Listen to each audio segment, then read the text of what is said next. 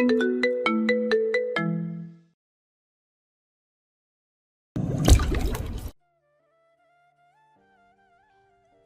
মতন দেখালেও কিছু লোক ভেতর থেকে জানোয়ার হয়। বিয়ে করার আগে ভালো মতো পরখ করা দরকার ছিল। আদতেই পুরুষ বিয়ে করেছে নাকি কুকুর? এই আপু, কি বললেন আপনি? আমার স্বামীর সম্পর্কে একদম বাজে কথা বলবেন না। হতবাক মহিলা প্রশ্ন ছুটতে মীরা তার দিকে ভ্রু কুচকে তীক্ষ্ণ নয়নে তাকালো, তারপর ঠোঁটে মৃদু হাসি নিয়ে জানালো, চোখে ঠুলি পড়ে থাকা মহিষকে কিভাবে বোঝানো যায় ঘাসের রং সবুজ, কালো নয়? কিছু না, হাত থেকে ফোনটা ফসকে পড়ে গিয়েছে সুইটি। অতর্কিতে খেকিয়ে উঠে লোকটা মীরার দিকে হাত বাড়াচ্ছিল। ঠিক তখনই তার হাতটা কেউ আচমকায় ধরে ফেললো। শক্ত পুরুষালী বাহুর অস্তিত্ব টের পেয়ে মীরা ঝট করে মাথা হেলিয়ে তাকাতে মানুষটার মুখোমুখি হলো। সেদিনের দেখা সেই ছেলেটা ঠিক মীরার পিছনেই দণ্ডায়মান। লোকটার দিকে চেয়ে আছে আগুনি দৃষ্টিতে। বাঁকা হাসলো আয়দান আরিফিন। হতবাক লোকটার মুঠো চেপে সজোরে ঝাঁকিয়ে ধরলো হাতখানি। আহ! ফোন আমার পকেটেও আছে, মেমোরি কার্ডটা ভরে দেখা যাক। তুই আধো হিমালয় ফেরত সাধু নাকি? ভাই, ছেড়ে দিন প্লিজ। লোকটার স্ত্রী আয়দানের বাহু চেপে ধরে আর্জি জানালো। ততক্ষণে শপের দুজন স্টাফও দৌড়ে এসেছে হট্টগোল শুনে। আয়দান লোকটার গাল বরাবর সজোরে এক ঘুষি হাঁকিয়ে বলে উঠল, ইতরের বাচ্চা। ধাক্কা দিয়ে তাকে সরিয়ে দিয়ে পিছনে ঘুরল আয়দান। মীরা বর্তমানে এতটাই বিস্মিত যে অবাক তাকিয়ে ছাড়া আর কিছুই করতে পারছে না। তার মুখ দেখে আয়দানের ঠোঁটে ছড়িয়ে থাকা হাসিখানি আরো বিস্তৃত হলো। সামান্য ঝুঁকে মীরার কানের কাছে সে ফিসফিস করল, looks like I find you only when are you table. Zaidan? বিপরীতে আনমনে তার জানা নামটা ফিসফিস করে উচ্চারণ করলো মীরা। সময়ের হিসেবে রাত 11:30, গভীর রাত। তবে এই রাতের কোনো ভয় ডর আমার মাঝে কোনো কালই ছিল না। ভূত প্রেত না হলেও একলা মেয়ে হিসেবে সংকোচ করা উচিত। সমাজ আমাদের তেমনটাই শিক্ষা দেয়, অথচ আমার মাঝে তার কোনো হেলদোল নেই। হয়তো মীরা বাইরে থাকাকালীন বাসায় তালা দিয়ে বেরিয়ে পড়তে খুব বেশি ভাবনা চিন্তার প্রয়োজন হয়নি। টানা 7টা দিন বাসায় সিঁধিয়ে থাকার মতো মানুষ আমি নই। দম বন্ধ করা একটা অবস্থা। একা থাকলে বুকের ভেতরের একাকিত্ব এবং হতাশার অনুভূতিটা ক্রমশ তীব্র থেকে তীব্রতর হয়ে ওঠে। কিছুক্ষণ আগেও বিছানায় শুয়ে শুয়ে রুমের সিলিং ফ্যানটার দিকে তাকিয়ে হিসাব করছিলাম আমি, ঠিক কতটুকু লম্বা এবং মোটা দড়ি হলেও ওই ফ্যান আমার ভার বইতে পারবে। চিন্তা অত্যন্ত অশুভ বুঝে ওঠার সাথে সাথে আলমারি থেকে নিজের ওভারসাইজড হুডিটা গায়ে জড়িয়ে বেরিয়ে পড়েছি। এই রুমের ভেতর একলা থাকতে এখন আমি নিজের উপরেও নিজে বিশ্বাস রাখছি না। সিঁড়ি বেয়ে নামতে নামতে হঠাৎ অপ্রত্যাশিত এক ব্যক্তির মুখোমুখি হলাম। বাড়িওয়ালা মুখলেস চাচা, ধবধবে সাদা লম্বা দাড়ি, মুখ জুড়ে, মাথায় টুপি, পরনে লুঙ্গি এবং চাদর। বয়সে আমার দাদার সমান। আমাকে দেখে মুখলেস চাচা সামান্য কেসে বললেন, সাবিন, দেখছি ভালোই হয়েছে তোমাকে এখানে পেয়ে গেলাম, তোমাদের বাসাতেই যাচ্ছিলাম। মুখলেস চাচা বাড়িওয়ালা হিসেবে যথেষ্ট ভালো মানুষ। রাজধানীতে ব্যাচেলর মেয়েদের ভাড়া দেয়া এবং এমন মানসিকতার ব্যক্তি খুঁজে পাওয়া দুরূহ ব্যাপার। আমি সিঁড়ির ধাপ পেরিয়ে কাছে গিয়ে দাঁড়ালাম। জি চাচা, কিছু বলবেন? মুখলেস চাচা কেমন যেন ইতস্তত করতে লাগলেন, অতঃপর জড়তা ঝেড়ে বলেই ফেললেন, আসলে মা, হয়তো এমন সময়ে এমন বলাটা খারাপ আর অমানবিক, কিন্তু আমি নিরুপায়। তোমরা দুজন বাসাটা খালি করে দাও, 1 সপ্তাহের সময় দিচ্ছি আমি তোমাদের। আমার অবাক হওয়া উচিত ছিল, অথচ একটুও হলাম না, বরং আমার ঠোঁট জুড়ে অদ্ভুত এক হাসি ছড়িয়ে পড়লো। সামান্য শব্দ তুলে হেসে ফেললাম আমি। তাতে মুখলেস চাচা বেজায় বিস্মিত হয়ে চেয়ে থাকলেন। যা হচ্ছে তার জন্য আমি দুঃখিত, কিন্তু আমার দিকটাও একটু বুঝবে আশা রাখি। বিল্ডিংয়ের সামনে প্রতিদিন অজানা মানুষকে বের করে ভিডিও করে আমায় জ্বালিয়ে মারছে পাড়া প্রতিবেশী। ঘরে বদ্যান্ত মেয়ে নাতি, তোমাদের সাথে যা হচ্ছে ঠিক হচ্ছে না। আমি জানি তোমরা নির্দোষ, কিন্তু আমার সঙ্গে যা হচ্ছে তা কি ঠিক হচ্ছে বলো মা? আহ একদম ঠিক হচ্ছে না চাচা, হাসি মুখেই জবাব দিলাম আমি। তারপর মাথা সামান্য কাত করে শীতল গলায় বললাম, 7 দিনের আগেই আপনার বাসা খালি করে দেবো, চিন্তা করবেন না চাচা। এইটুকুই। পাশ কাটিয়ে হন করে সিঁড়ি বেয়ে নেমে এলাম। আমার কঠিন কথায় মুখলেস চাচা কষ্ট পেয়েছে স্পষ্ট বুঝেছি আমি, কিন্তু তাতে আমার আপাতত কিছু যায় আসে না। অসহায় দুটো মেয়েকে যখন এমন দুর্যোগে বাড়ি ছাড়তে বলতে পারছেন, তখন ওটুকু তার প্রাপ্য ছিল। বাইরের রাস্তায় পা রাখতেই ঝিমঝিম কুয়াশার বর্ষণ টের পেলাম। নভেম্বর মাসটা যত শেষের দিকে যাচ্ছে ততই শীতের প্রকোপ বেড়ে চলেছে। রাত্রির তীব্র কনকনে বাতাস আমার হুডির ভেতরেও কেমন এক শিরশির অনুভূতি ছড়িয়ে দিচ্ছে। প্রাণ ভরে শ্বাস টানলাম আমি। ফুসফুস ফুলে উঠলো শীতল বায়ুতে, ধারালো ছুরির মতো গেঁথে গেল তার শ্বাস প্রণালী জুড়ে। সামনে এগোলাম। 12টার কাছাকাছি সময়, চারপাশে মুগ্ধকর নীরবতা। রাত্রির এই সময়টা আমার সবচেয়ে বেশি পছন্দের, যখন নির্জনতার মাঝে একাকিত্বের বসবাস। হলদেটে সোডিয়াম বাতির অপ্রতুল আলোর পথ ধরে ধীরে ধীরে হাঁটতে লাগলাম, গন্তব্যহীন। আমার জীবনটাই এখন উদ্দেশ্যহীন এক তরী, যে তরী কোনো ঘাটে গিয়ে ভিড়বে কিংবা তার নামে নামাঙ্কিত কোনো ঘাট এই পৃথিবীতে রয়েছে কিনা জানা নেই আমার। এমনটাই হওয়ার ছিল। সূচনার যার গলদ, প্রাপ্তিতে সে কিভাবে বা সুখ পায়। গলির শেষ প্রান্তে স্ট্রিট ল্যাম্পের নিচ বরাবর দাঁড়ানো দুজন লোককে চোখে পড়লো। একটা মুখ সামান্য চেনা, এলাকায় হয়তো আসতে যেতে কখনো দেখেছি। অপরজন অচেনা, বেশ আয়াস করেই সিগারেট টানছে দুজন। হাস্য রসাত্মক কোনো গল্প করছে বোধহয়।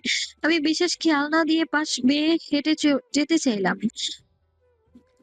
তখনই খেয়াল করলাম দুজনের হাতেই উঠে এসেছে মোবাইল ফোন। ব্যাপারগুলো গত কয়েকদিনের আমার সঙ্গে এতবার হয়েছে যে তারা আমার ছবি তোলার চেষ্টা করছে বুঝতে একটু সময় লাগলো না আমার। বুকের মাঝে ভয়ানক এক ঝড় উঠলো। মাথার মস্তিষ্কে বুঝি ঘুমন্ত আগ্নেয়গিরি জাগ্রত হয়ে অগ্নুৎপাত ঘটালো। সেই করে ঘুরে দাঁড়ালাম। মাথায় তুলে দেয়া হুডির টুপি খুলে নিজের খোলস উন্মুক্ত করলাম। ধপাধপ করে হেঁটে বরাবর তাদের সামনে গিয়ে দাঁড়ালাম। দুহাত দুদিকে বাড়িয়ে প্রশস্ত করে ঝিলিক মাখা নয়নে বলে উঠলাম, ছবি তুলবেন আমার? নিন তুলেন।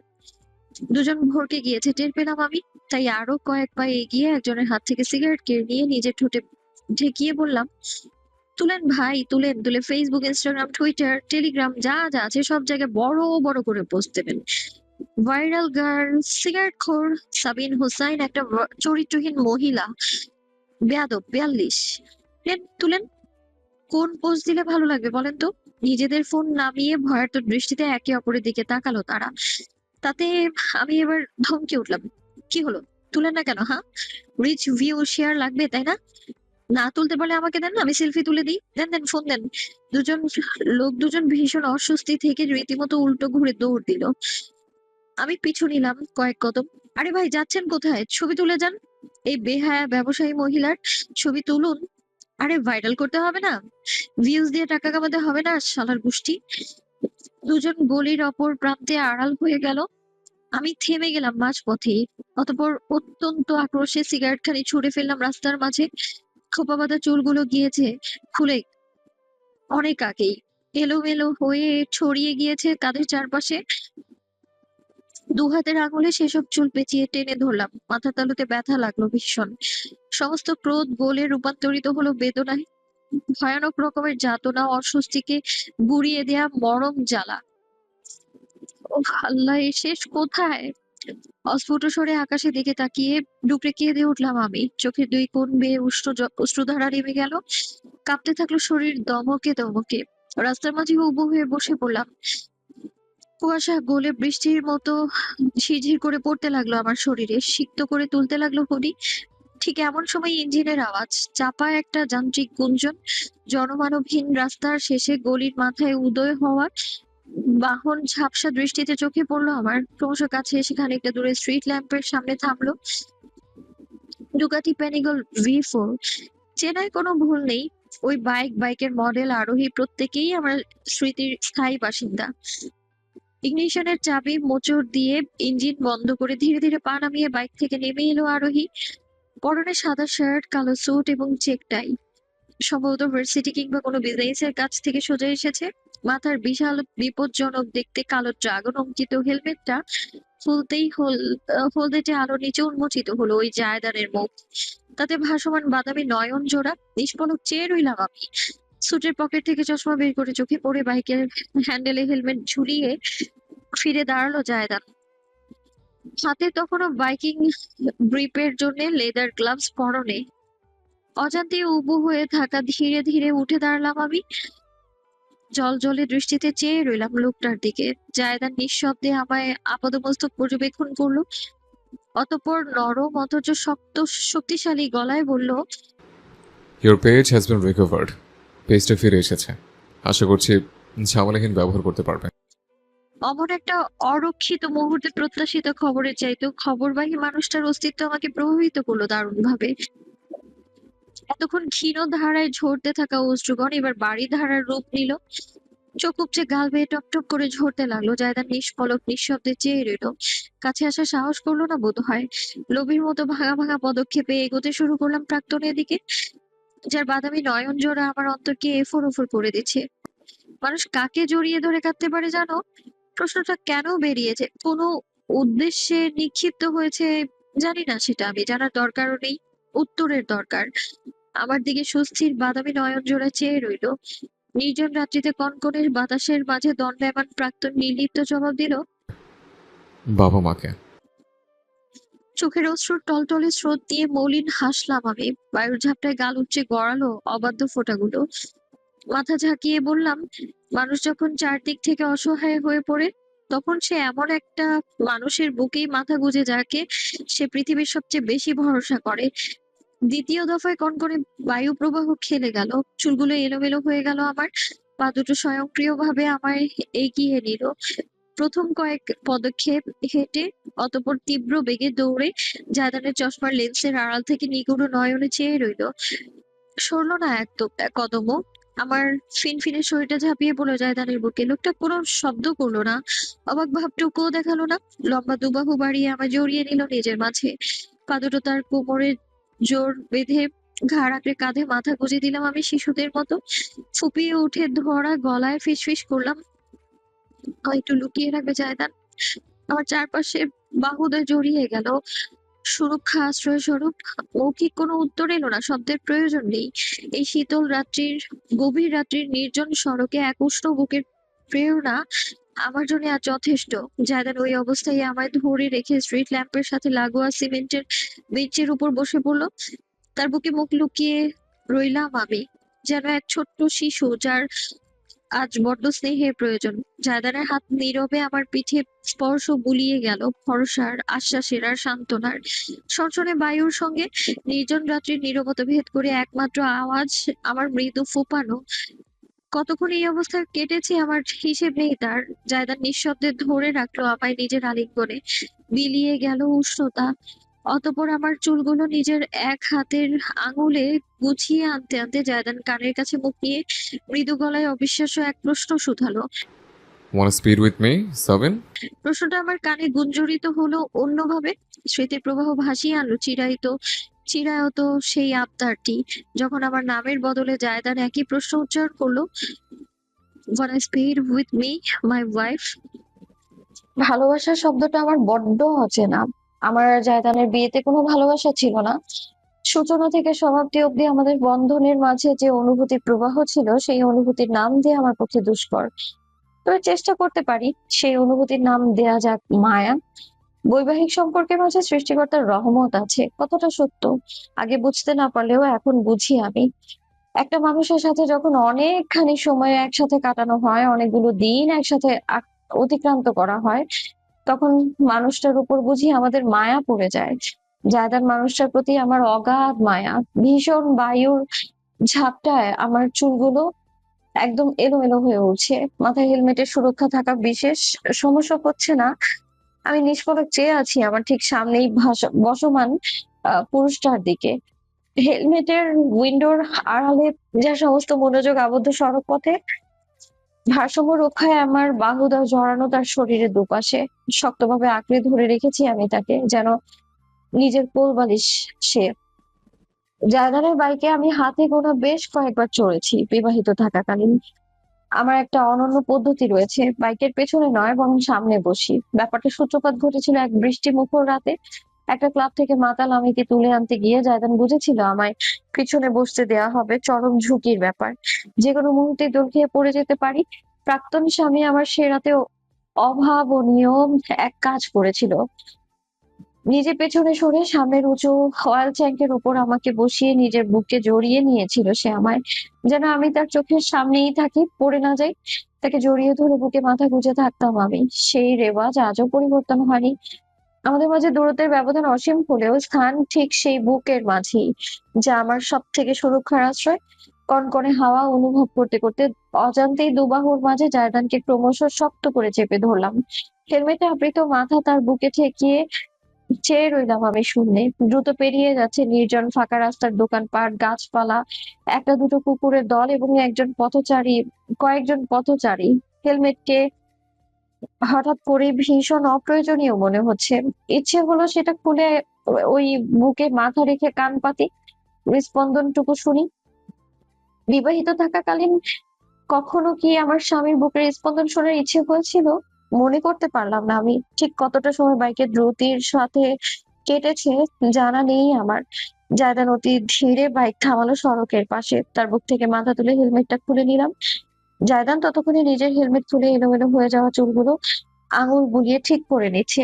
প্যান্টের পকেট থেকে চশমা বের করে চোখে দিয়ে আমায় দেখলো সে।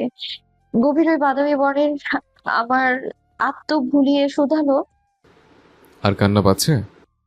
কথাটা হয়তো তেমন কিছু নয়, তবে আমার হৃদয় কেন ছুঁয়ে গেল বোধগম্য হলো না। শক্ত ঢোক গেলে মলিন হাসলাম আমি, মাথা ঝাঁকিয়ে জানালাম না। জায়দান খানিকক্ষণ নিঃশব্দে আমায় দেখলো, অতঃপর স্যুট জ্যাকেটের পকেট থেকে একটা রুমাল বের করলো। আমার চিবুক আলতো করে ছুঁয়ে ধীরে ধীরে আমার মুখে বসে যাওয়া অশ্রুর দাগ মুছতে লাগলো।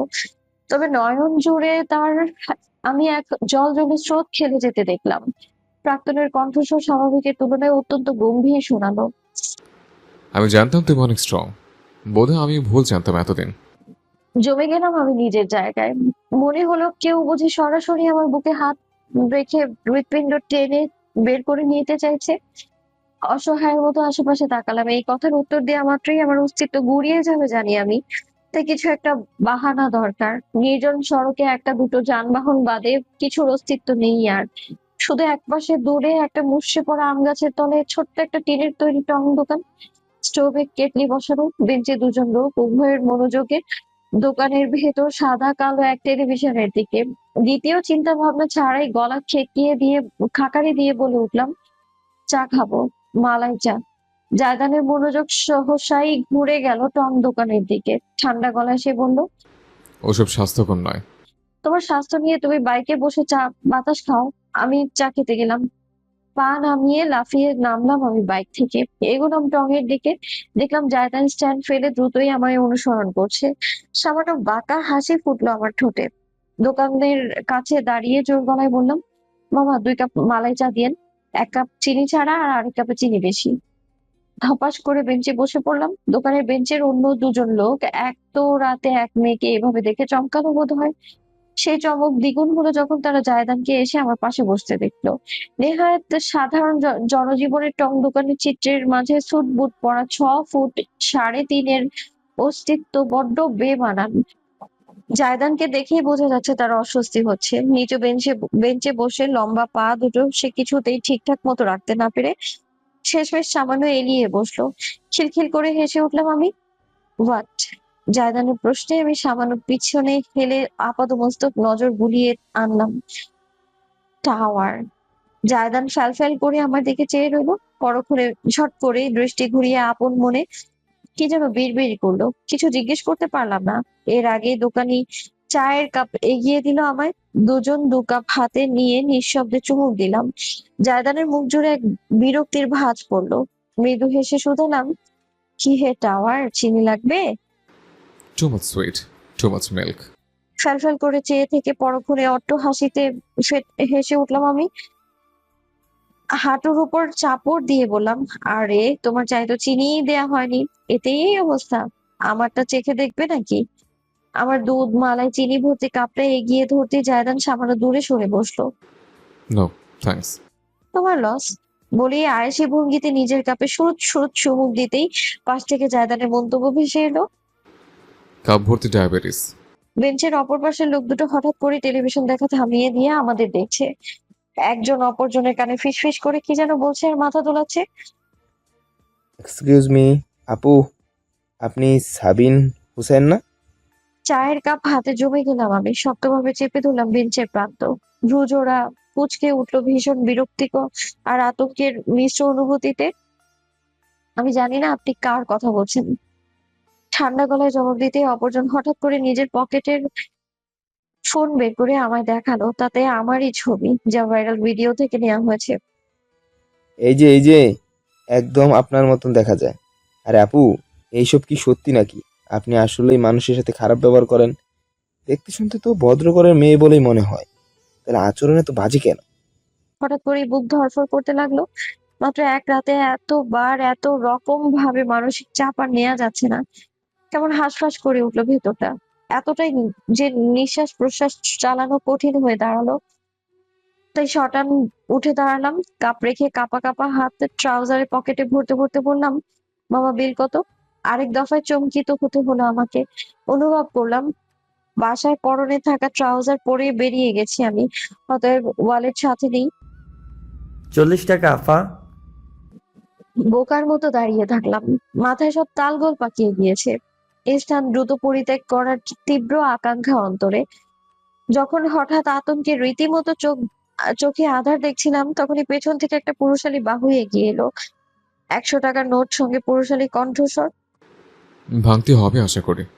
টং দোকানি মাথা হেলিয়ে তৎক্ষণাৎ ড্রয়ার খুলে ভাঙতি গুনে গুনে জায়দানের কাছে 60 টাকা ফেরত দিল। আমি কোনো দিকে কোনো নজরপাত না করেই হনহন করে পার্ক করে রাখা বাইকের দিকে এগিয়ে গেলাম। অস্থির অপেক্ষা আমার। সাবিন হোসেন এতটা ভীত, কল্পনা করাটা হাস্যকর। জায়দানের কণ্ঠস্বর ভেসে এলো পেছন থেকে। ঘুরে দাঁড়ানোর সাহস করলাম না। প্রাক্তন নিজে থেকেই ধীর পায়ে হেঁটে এসে আমার পাশে দাঁড়ালো। তার লম্বাটে অবয়বের ছায়া রাত্রির আকাশের মৃদু আভা থেকে আমায় আড়াল করে ফেললো। সড়কে সজোরে ছুটে যেতে থাকা কয়েকটা যানবাহনের দিকে চেয়ে রইলাম দুজনেই। আমার হাত দুটো দুপাশে মুষ্টিবদ্ধ হয়ে রইলো।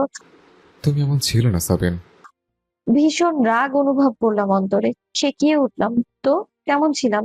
নাকের ডগায় রাগ পুষে রাখতাম, বাসার জিনিসপত্র ভাঙচুর করতাম, তোমার আম্মুর সাথে সারাটা দিন ঝগড়া করতাম। তাই বলতে চাইছো তো তুমি? হ্যাঁ, খোটা দেওয়ার এর চেয়ে ভালো সময় আর পাওনি, তাই না?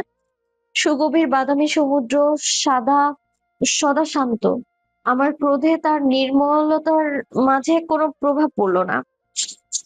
স্বস্তির নয়নে আমার দিকে তাকালো সে, নির্লিপ্ত স্বরে জবাব দিল, তুমি হার মানতে জানতে না, সে তুমি সঠিক হও বা ব্যাঠিক। You are stubborn, selfish, you did not know when to back down. স্থির চেয়ে রইলাম আমি। ক্রোধের তাড়নায় আমার নিঃশ্বাস প্রশ্বাসের গতি ক্রমশ বৃদ্ধি পেতে থাকলো। জায়দান আমার দিকে সম্পূর্ণ ঘুরে দাঁড়ালো এবার। সড়ক বেয়ে ধেয়ে আসা লরির হেডলাইটের হলদেটে আভা প্রতিফলিত হলো তার অবয়বে। I am disappointed. তুমি তোমার ভুলটাকে জানপ্রাণ দিয়ে রক্ষা করলেও সঠিকটাকে ভেসে যেতে দাও, বন্যা তলিয়ে যাও ফসলের মতন। কি যেন হয়ে গেল আমার। নিগুড় তাড়নায় আচমকাই লাফিয়ে উঠে পায়ের পাতায় ভর দিয়ে নিজেকে উঁচু করলাম আমি। দু হাতে আঁকড়ে ধরলাম জায়দানের স্যুটের কালার। বান্দা যথারীতি নির্লিপ্ত, যেন এর চাইতে স্বাভাবিক কোনো দৃশ্য আর হয়ই না। দাঁতে দাঁত পিষে চিবিয়ে চিবিয়ে বললাম, হ্যাঁ আমি ভুল আর তুমি সঠিক। আমি স্বার্থপর বদমেজাজি আর তুমি শান্ত ও ভদ্র। The ever perfect son of your mother. একটা ছোট্ট নিঃশ্বাস ফেলো জায়দান। নিজের চশমা ঠিক করে আলতোভাবে আমার হাত দুটো ধরে নিজের কলার থেকে ছাড়াতে চাইলো। সাবিন, প্লিজ, আম্মুকে নিয়ে কথা না বলি। কেন? কেন বলবো না ওই মহিলাকে নিয়ে কথা? তোমার আম্মু বলে? আমি মানছি আমার ভুল ছিল, আমি মানছি সবকিছু আমার দোষ। Everything is my fault. But Zaidan, শুধু একটা বার তুমি কি পারতে না তোমার আম্মুকে? I said stop it right now. ভীষণ শীতল শোনালো জায়দানের কণ্ঠস্বর, যেন সতর্কবাণী। চোখ জোড়ার মাঝে অব্যক্ত সাবধানতা। হুট করে তার কলার ছেড়ে দিলাম আমি। কয়েক পা পিছিয়ে গিয়ে দাঁড়ালাম। কেন যেন সামনে দাঁড়ানো মানুষটাকে দিকে তাকাতে পারলাম না। আর জায়দান আমার মুঠিতে কুঁচকে যাওয়া কলার চেপে ঠিকঠাক করে নিয়ে টাই ঢিলে করলো। অতঃপর আমার দিকে গভীর দৃষ্টিপাত করে বলল, তুমি আমায় পদে পদে হতাশ করো। একটা মাত্র বাক্য আমার গোটা অস্তিত্বকে গুঁড়িয়ে দেওয়ার জন্য যথেষ্ট। জায়দান আর দাঁড়ালো না, উল্টো ঘুরে হনহন করে এগিয়ে নিজের বাইকে চেপে বসলো। এবার সে আমাকে নিজের সঙ্গে যেতে আহ্বান জানালো। এত গভীর রাতে একজন একলা মেয়ে কোথায় যাবে, কিভাবে বাড়ি ফিরবে, সেই পরোয়াটুকু বোধহয় আজ আমি নিজ হাতে শেষ করে দিয়েছি। তাই জায়দান পরোয়া করলো না। হেলমেট মাথায় দিয়ে ইঞ্জিনের গর্জন তুলে সড়ক ধরে এগিয়ে গেল। ঝাপসা দৃষ্টি মিলে আমি আড়াল হয়ে যেতে দেখলাম জায়দানের বাইক। হতাশ, প্রাক্তন স্বামী আমার ঠিক বলেছে। আমি সবাইকে শুধু হতাশই করে যাই, চরম হতাশ। আমি যখন বাসায় ফিরলাম তখন রাত 1:30 প্রায়। উদ্ভ্রান্ত মীরা দরজা খুলে সর্বপ্রথম আমাকে শান্তভাবে জাপটে ধরলো। কোথায় গিয়েছিলি দোস্ত? মুখলেস চাচা বলল একা একা বেরিয়ে গিয়েছিস, কত চিন্তা হচ্ছিল জানিস। মীরাকে পাল্টা জড়িয়ে না ধরে আমি শুধু ঠান্ডা গলায় বললাম, 100 টাকা হবে মীরা, নিচে সিএনজি ওলা অপেক্ষা করছে, একটু ভাড়াটা দিয়ে আসবি? আমার থমথমে চেহারা দেখে মীরা খুব বেশি কিছু জিজ্ঞেস করলো না। ড্রয়ার থেকে পার্স নিয়ে সিঁড়ি বেয়ে দ্রুত ছুটলো নিচ তলায়। আমি বাসায় ঢুকে চুপটি করে বিছানার উপর বসলাম, দু হাতে মাথা চেপে ধরে এক দীর্ঘশ্বাস ফেললাম। মীরা ফিরে এলো মিনিট 5 পরে। দরজা আটকে সে আমার জন্য পানি নিয়ে এলো। সুদর্শনা, মুখ জুড়ে মেয়েটার চিন্তার ছাপ, গাঢ় ছাপ। তার হাত থেকে গ্লাস দিয়ে ঢক ঢক করে পানিটুকু গিলে ফেললাম আমি। অতঃপর কর্কশ গলায় বললাম, মীরা। হ্যাঁ দোস্ত। আমার হাঁটুর কাছে বসে পড়লো সে। জ্বলজ্বলে উদ্গ্রীব দৃষ্টিতে চেয়ে থাকলো। গ্লাসটিতে আঁকড়ে বসলো আমার আগুন। ঠোঁট জুড়ে ফুটলো অশুভ এক হাসি। তারা চায় আমি ভাইরাল হই। সামান্য ঝুঁকে এলাম। আমার কণ্ঠস্বর প্রতিধ্বনিত হলো রুমের প্রত্যেকটা দেয়াল জুড়ে। Then let's show them what true virality means. মীরার চোয়াল ফাঁক হয়ে গেল। ড্যাব ড্যাব করে তাকিয়ে রইলো মেয়েটা আমার দিকে, যেন তার প্রাণের বান্ধবীকে নয়, দেখছে কোনো আধারের পিশাচিনীকে। বেশ কিছুদিন পর ডিসেম্বর মাসের শুরুর দিক, শীত বেশ ভালোভাবে অনুভূত হওয়া আরম্ভ করেছে। পরনের স্যুট জ্যাকেটের ভেতরেও কনকনে বায়ুর স্পর্শ টের পাওয়া যাচ্ছে। আজ ভার্সিটি চেয়ারম্যানের সঙ্গে একটা জরুরি মিটিং ছিল বিধায় অনেকটা রাত হয়ে গিয়েছে। জায়দান সবেমাত্রই ব্র্যাকের গেট পেরিয়ে বেরিয়েছে। বাইক সার্ভিসিংয়ে পাঠানো হয়েছে, তাই আজ সঙ্গে আনা হয়নি। বাড়ির গাড়ি পাঠাতে বললে দেরি হবে বিধায় ক্যাব বুক করে নেবে ভেবে সড়কের কাছে এসে দাঁড়ালো জায়দান। এক হাতে ল্যাপটপের ব্যাগ, অপর হাতে ফোন। চোখের চশমায় প্রতিফলিত হচ্ছে ইলেকট্রনিক স্ক্রিনের আলো। হাই। মেয়েলি কণ্ঠস্বরটি কর্ণগোচর হতে জায়দান মাথা তুলে তাকালো। সামনের দৃশ্যটি তাকে খানিকটা বিস্মিত করলো। পার্ক করে রাখা একটা মার্সিডিজ, তার গায়ে হেলান দিয়ে দাঁড়িয়ে আছে আরোয়া। রমণীর পরিধানে পা অব্দি দৈর্ঘ্য লম্বা ফ্রক। মেয়েটাকে সবসময় বাঙালি পোশাকে দেখা হয়েছে এর আগে। জায়দান সুস্থির চেয়ে ফোন পকেটে ভরল। হাই, আপনি এই সময় এখানে? মিষ্টি হেসে পায়ে পায়ে এগিয়ে এলো আরোয়া। জায়দানের মুখোমুখি দাঁড়িয়ে হাত দুখানা পেছনে বেঁধে জানালো, বান্ধবীর বাসায় গিয়েছিলাম, বাড়ি ফিরলাম এই পথ দিয়ে, জানলাম আপনি এখানেই আছেন, তাই ভাবলাম we can have dinner together. Zaidan নিশ্চুপ চেয়ে রইল। তাতে আরোয়া খানিকটা বিব্রত হয়ে দ্রুত উচ্চারণ করলো, না মানে আপনি সারাদিন কাজের শেষে যদি ক্লান্ত হয়ে থাকেন তাহলে ইটস ফাইন, আমি আপনাকে বাসায় ড্রপ করে দিতে পারি। না, আমি ঠিক আছি, লেটস হ্যাভ ডিনার। আরোয়ার ঠোঁটের হাসি দ্বিগুণ বিস্তৃত হলো। দুজনেই গাড়ির দিকে এগোলো। জায়দান পিছনের প্যাসেঞ্জার সিটে উঠে বসলো। অনুসরণ করলো আরোয়া। গাড়ির ড্রাইভার নিঃশব্দে গাড়ি চালানো আরম্ভ করলো। জায়দান অন্যান্য দিনের তুলনায় বেশ গম্ভীর এবং নিশ্চুপ লক্ষ্য করে আরোয়া সামান্য গলা খাকারি দিল। তো আপনার দিন কেমন কাটলো? প্রতিদিনের মতন, ইভেন্টলেস, বিসি। যান্ত্রিক উত্তর জায়দানের। তবে আরোয়া দমবার পাত্রী নয়। আপনি কি খেতে ভালোবাসেন? কোন রেস্টুরেন্টে গেলে পছন্দ করবে? Anything is fine. লোকটার সঙ্গে কথোপকথন অসম্ভব প্রায়। তার প্রত্যেকটা উত্তর বাক্য বিনিময়কে থামিয়ে দেয়ার মতন। আরোয়া সামান্য হতাশ বোধ করলো। কথাবার্তার মতন কোনো বিষয় আর খুঁজে না পেয়ে সে নিজের ফোনটা হাতে নিল। ডাটা অন করতে একটা নোটিফিকেশন দেখে চমকে উঠল। সোশ্যাল মিডিয়ার কল্যাণে দেশে চলমান ভাইরালের খেলা অজানা নয় আরোয়ার। সাবিন নামে একটা মেয়ে প্রায় অনেকদিন যাবৎ ট্রেন্ডিং হট টপিক আছে। সত্যি বলতে মিডিয়ায় দেখানো কাহিনীগুলো কেন যেন বিশ্বাস হতে চায়নি আরোয়ার। হাজারজন ফেসবুকে বুদ্ধিজীবীর কাদা ছোড়াছুড়ি ফিরে সাবিনের স্কুটির অ্যাক্সিডেন্ট নিয়ে ওঠা গুঞ্জন তার দৃষ্টি এড়ায়নি। তাই কিছুদিন আগে মেয়েটার পেজ পিৎজা স্টেশন অ্যাক্টিভ হওয়ার সঙ্গে সঙ্গে সে ফলো দিয়েছিল। এমনকি পেজের ইনবক্সে পিৎজা অর্ডার দিয়েছে, যার রিপ্লাই আজ অব্দি পাওয়া যায়নি। তবে সেই পেজের নোটিফিকেশন দেখার সঙ্গে সঙ্গে তার চক্ষু চড়ক গাছ হয়ে উঠল। আরে সাবিন হুসেন, মেয়েটা দেখে লাইভ করছে। আনমনে খানিকটা জোরে বিস্ময় নিয়ে বলে উঠল আরওয়া। জায়দান নিজের ওয়াটার বোতল থেকে খানিকটা পানি পান করছিল। আরওয়ার মুখে কথাটা শোনার সাথে সাথে সে সামান্য কেসে উঠল। একটুর জন্য মুখ থেকে ছিটকে পানিটুকু বেরোলো না। দ্রুত রুমাল বের করে মুখ মুছতে মুছতে কাশি দমন করে আরওয়ার দিকে তাকালো সে। রমণী বেশ মনোযোগী ভঙ্গিতে হাতের ফোনের দিকে চেয়ে আছে। জায়দান পাশ থেকে মুখ বাড়িয়ে খানিক ঝুঁকে স্ক্রিনের দিকে তাকালো। নির্বিকার ভঙ্গিতে সামান্যতম বিস্ময়ের কারণে ভ্রুজোড়া উঁচু হলো তার। সে তাকিয়ে দেখছে লক্ষ্য করে আরওয়া মোবাইলে ফোনের ভলিউম বাড়িয়ে দিল। সাবিন তার পেজ থেকে লাইভে এসেছে। হাজার হাজার রিয়েক্ট কমেন্টের ভিতর তাকে দেখা যাচ্ছে দুর্বোধ্য ভঙ্গিতে একটা ইজি চেয়ারে বসে দুলছে। মুখ জুড়ে প্রফুল্লতা, ঠোঁটের কোণে বাঁকা হাসি এবং অসম্ভব ধরনের আত্মবিশ্বাস। এটা সাবিনের আগের বাসা নয়। রুমটা দেখে অচেনা লাগলো জায়দানের কাছে। বুঝতে সময় লাগলো না যে সাবিন ইতিমধ্যে নিজের বাড়ি বদল করেছে। ক্যামেরার সন্নিকটে ঝুঁকে এলো সাবিন। নিগুড় নয়নে তাকালো, যেন বরাবর দর্শকের চোখ পেরিয়ে আত্মায় প্রবেশ করছে ওই দৃষ্টি। গালের দিকটায় এখনো একদম হালকা ক্ষতের দাগ আছে, তবে তা অভাবনীয় এক কারণে তার মুখভঙ্গির সঙ্গে দারুণ মানানসই লাগলো। যারা আমি কেঁদে কেটে ক্ষমা চাইতে এসেছি ভেবে লাইভে অংশ নিয়েছেন তাদের আম্মুদেরকে আসসালামু আলাইকুম। স্যালুট ঠুকে তির্যক হাসলো সাবিন। লাইভ ভিউ প্রায় লাখের ঘরে গিয়ে ঠেকেছে। কমেন্ট জুড়ে অজস্র হাসাহাসি, গালাগাল এবং বিস্ময়কর মন্তব্য। তবে সাবিনের কোনো কিছুতে বিশেষ পরোয়া আছে বলে মনে হচ্ছে না। দেখেছেন আন্টিগণ, আপনাদের ছেলেমেয়েরা আমাদের চাইতেও মহাবোকা। আপনারা তো তাও ইউটিউবের হাস্যকর থাম্বনেইল দেখে বিভ্রান্ত হন, কিন্তু তারা তো বলদগিরিতে আরো উচ্চতর ডিগ্রি নিয়ে ফেলেছে। সোশ্যাল মিডিয়ায় যাহা ভাইরাল তাহাই তারা এমন ভাবে বিশ্বাস করে যেমন ভাবে করে নিজেদের আব্বুদের। আরওয়ার চোয়াল সামান্য ফাঁক হয়ে গেল। এই মেয়ের কথা এবং কাজ অনন্য ধাঁচের। অপরদিকে জায়দান আনমনে একটা ঢোক গেল। সমস্ত মনোযোগ তার আবদ্ধ স্ক্রিনে, যেখানে এখন টি শার্ট আর ট্রাউজার পরনে সাবিন ইজি চেয়ারে বসে পা দোলাচ্ছে রানীর ভঙ্গিতে। রানী নয়, রাজা। ক্ষমতাধর রাজ্যের রাজা, যার হুকুম অমান্যের দ্বিতীয় ক্ষমতা নেই।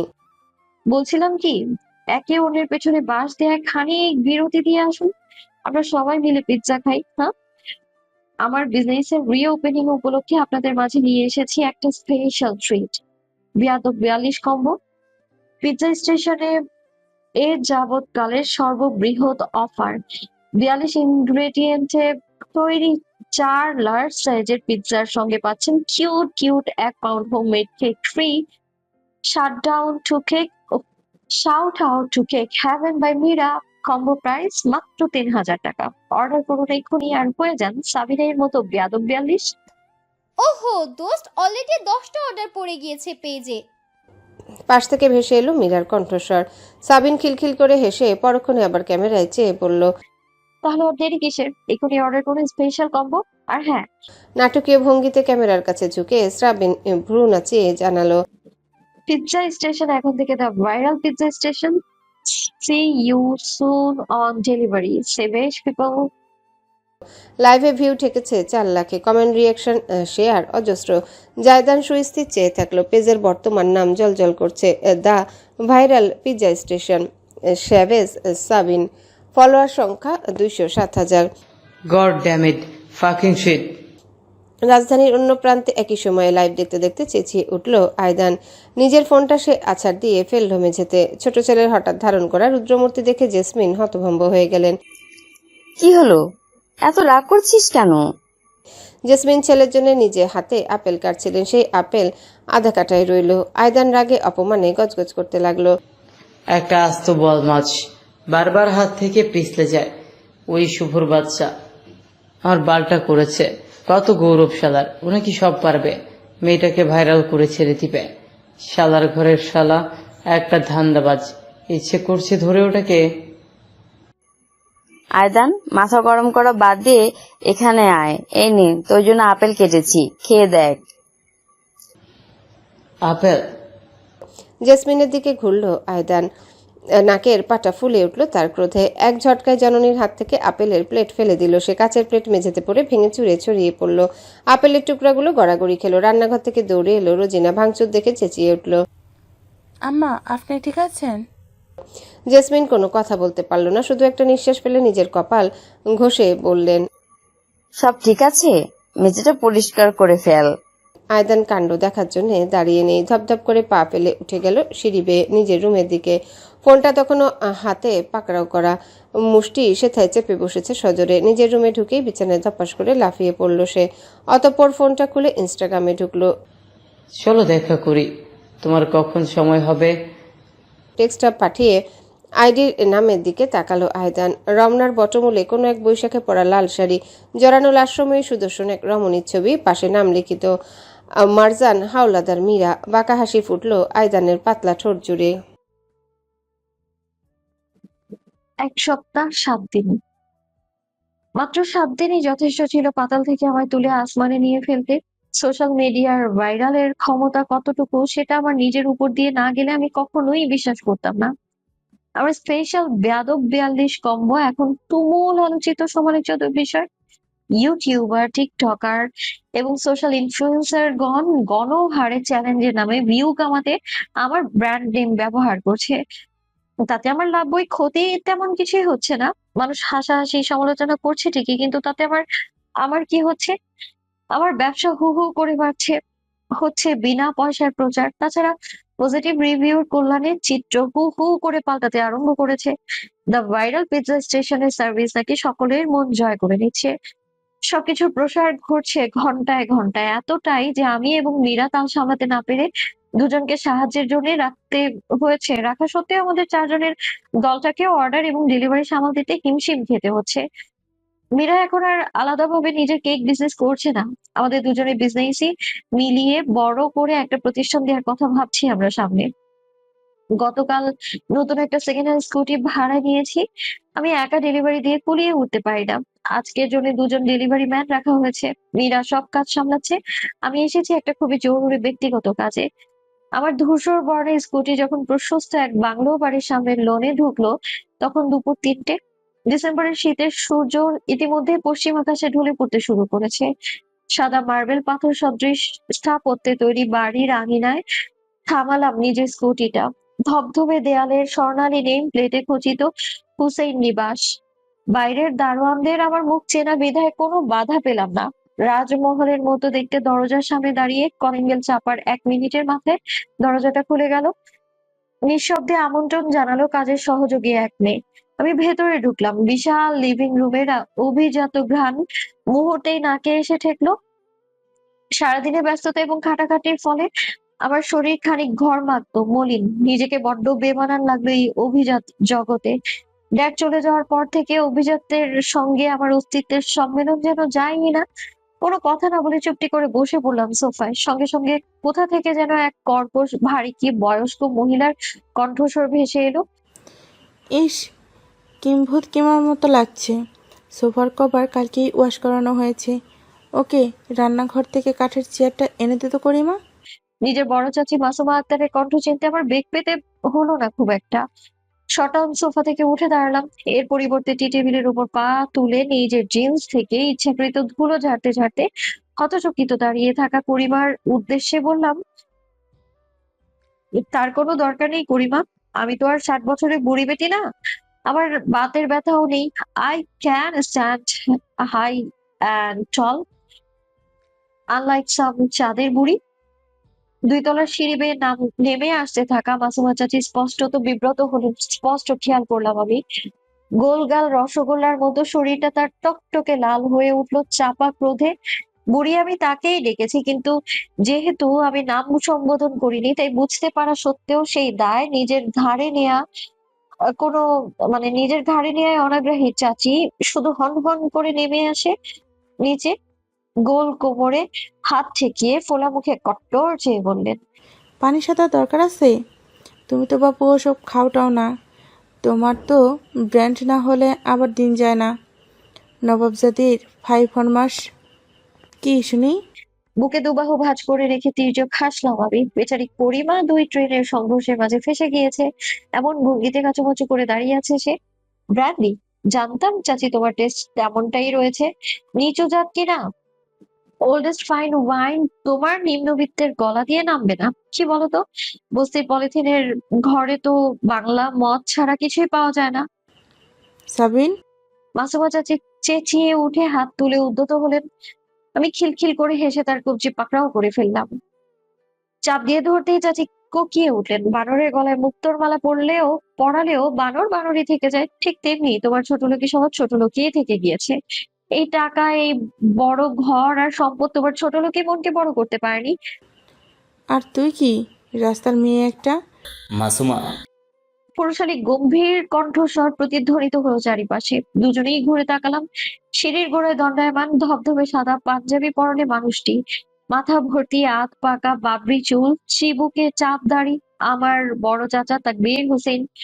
ধীর পায়ে সুস্থির ভঙ্গিতে তাকবীর চাচা আমাদের সামনে এসে দাঁড়ালেন। আমি ঝট করে মাসুমা চাচির হাত ছেড়ে দিলাম। ভ্রুকুচকে চেয়ে রইলাম। চাচা নিজের স্ত্রীর দিকে ফিরে বললেন, তোমাকে না ডাক্তার স্ট্রেস নিতে বারণ করেছে মাসুমা? যাও ঘরে যাও, ঘুমাও, আমি আসছি, মাথায় হাত বুলিয়ে দেব। মাসুমা চাচি তীক্ষ্ণ দৃষ্টিতে একবার চাচাকে অতঃপর আমাকে দেখলেন। বড় বয়সে ভীমরতি ধরছে, ঢং যত সব। চাচা চাচি হনহন করে সিঁড়ি বেয়ে উপরে উঠে গেলেন। পেছনে দৌড়ে দৌড়ে গেল করিমা। দৃশ্যপট শান্ত হতেই একটা দীর্ঘশ্বাস ফেললাম আমি।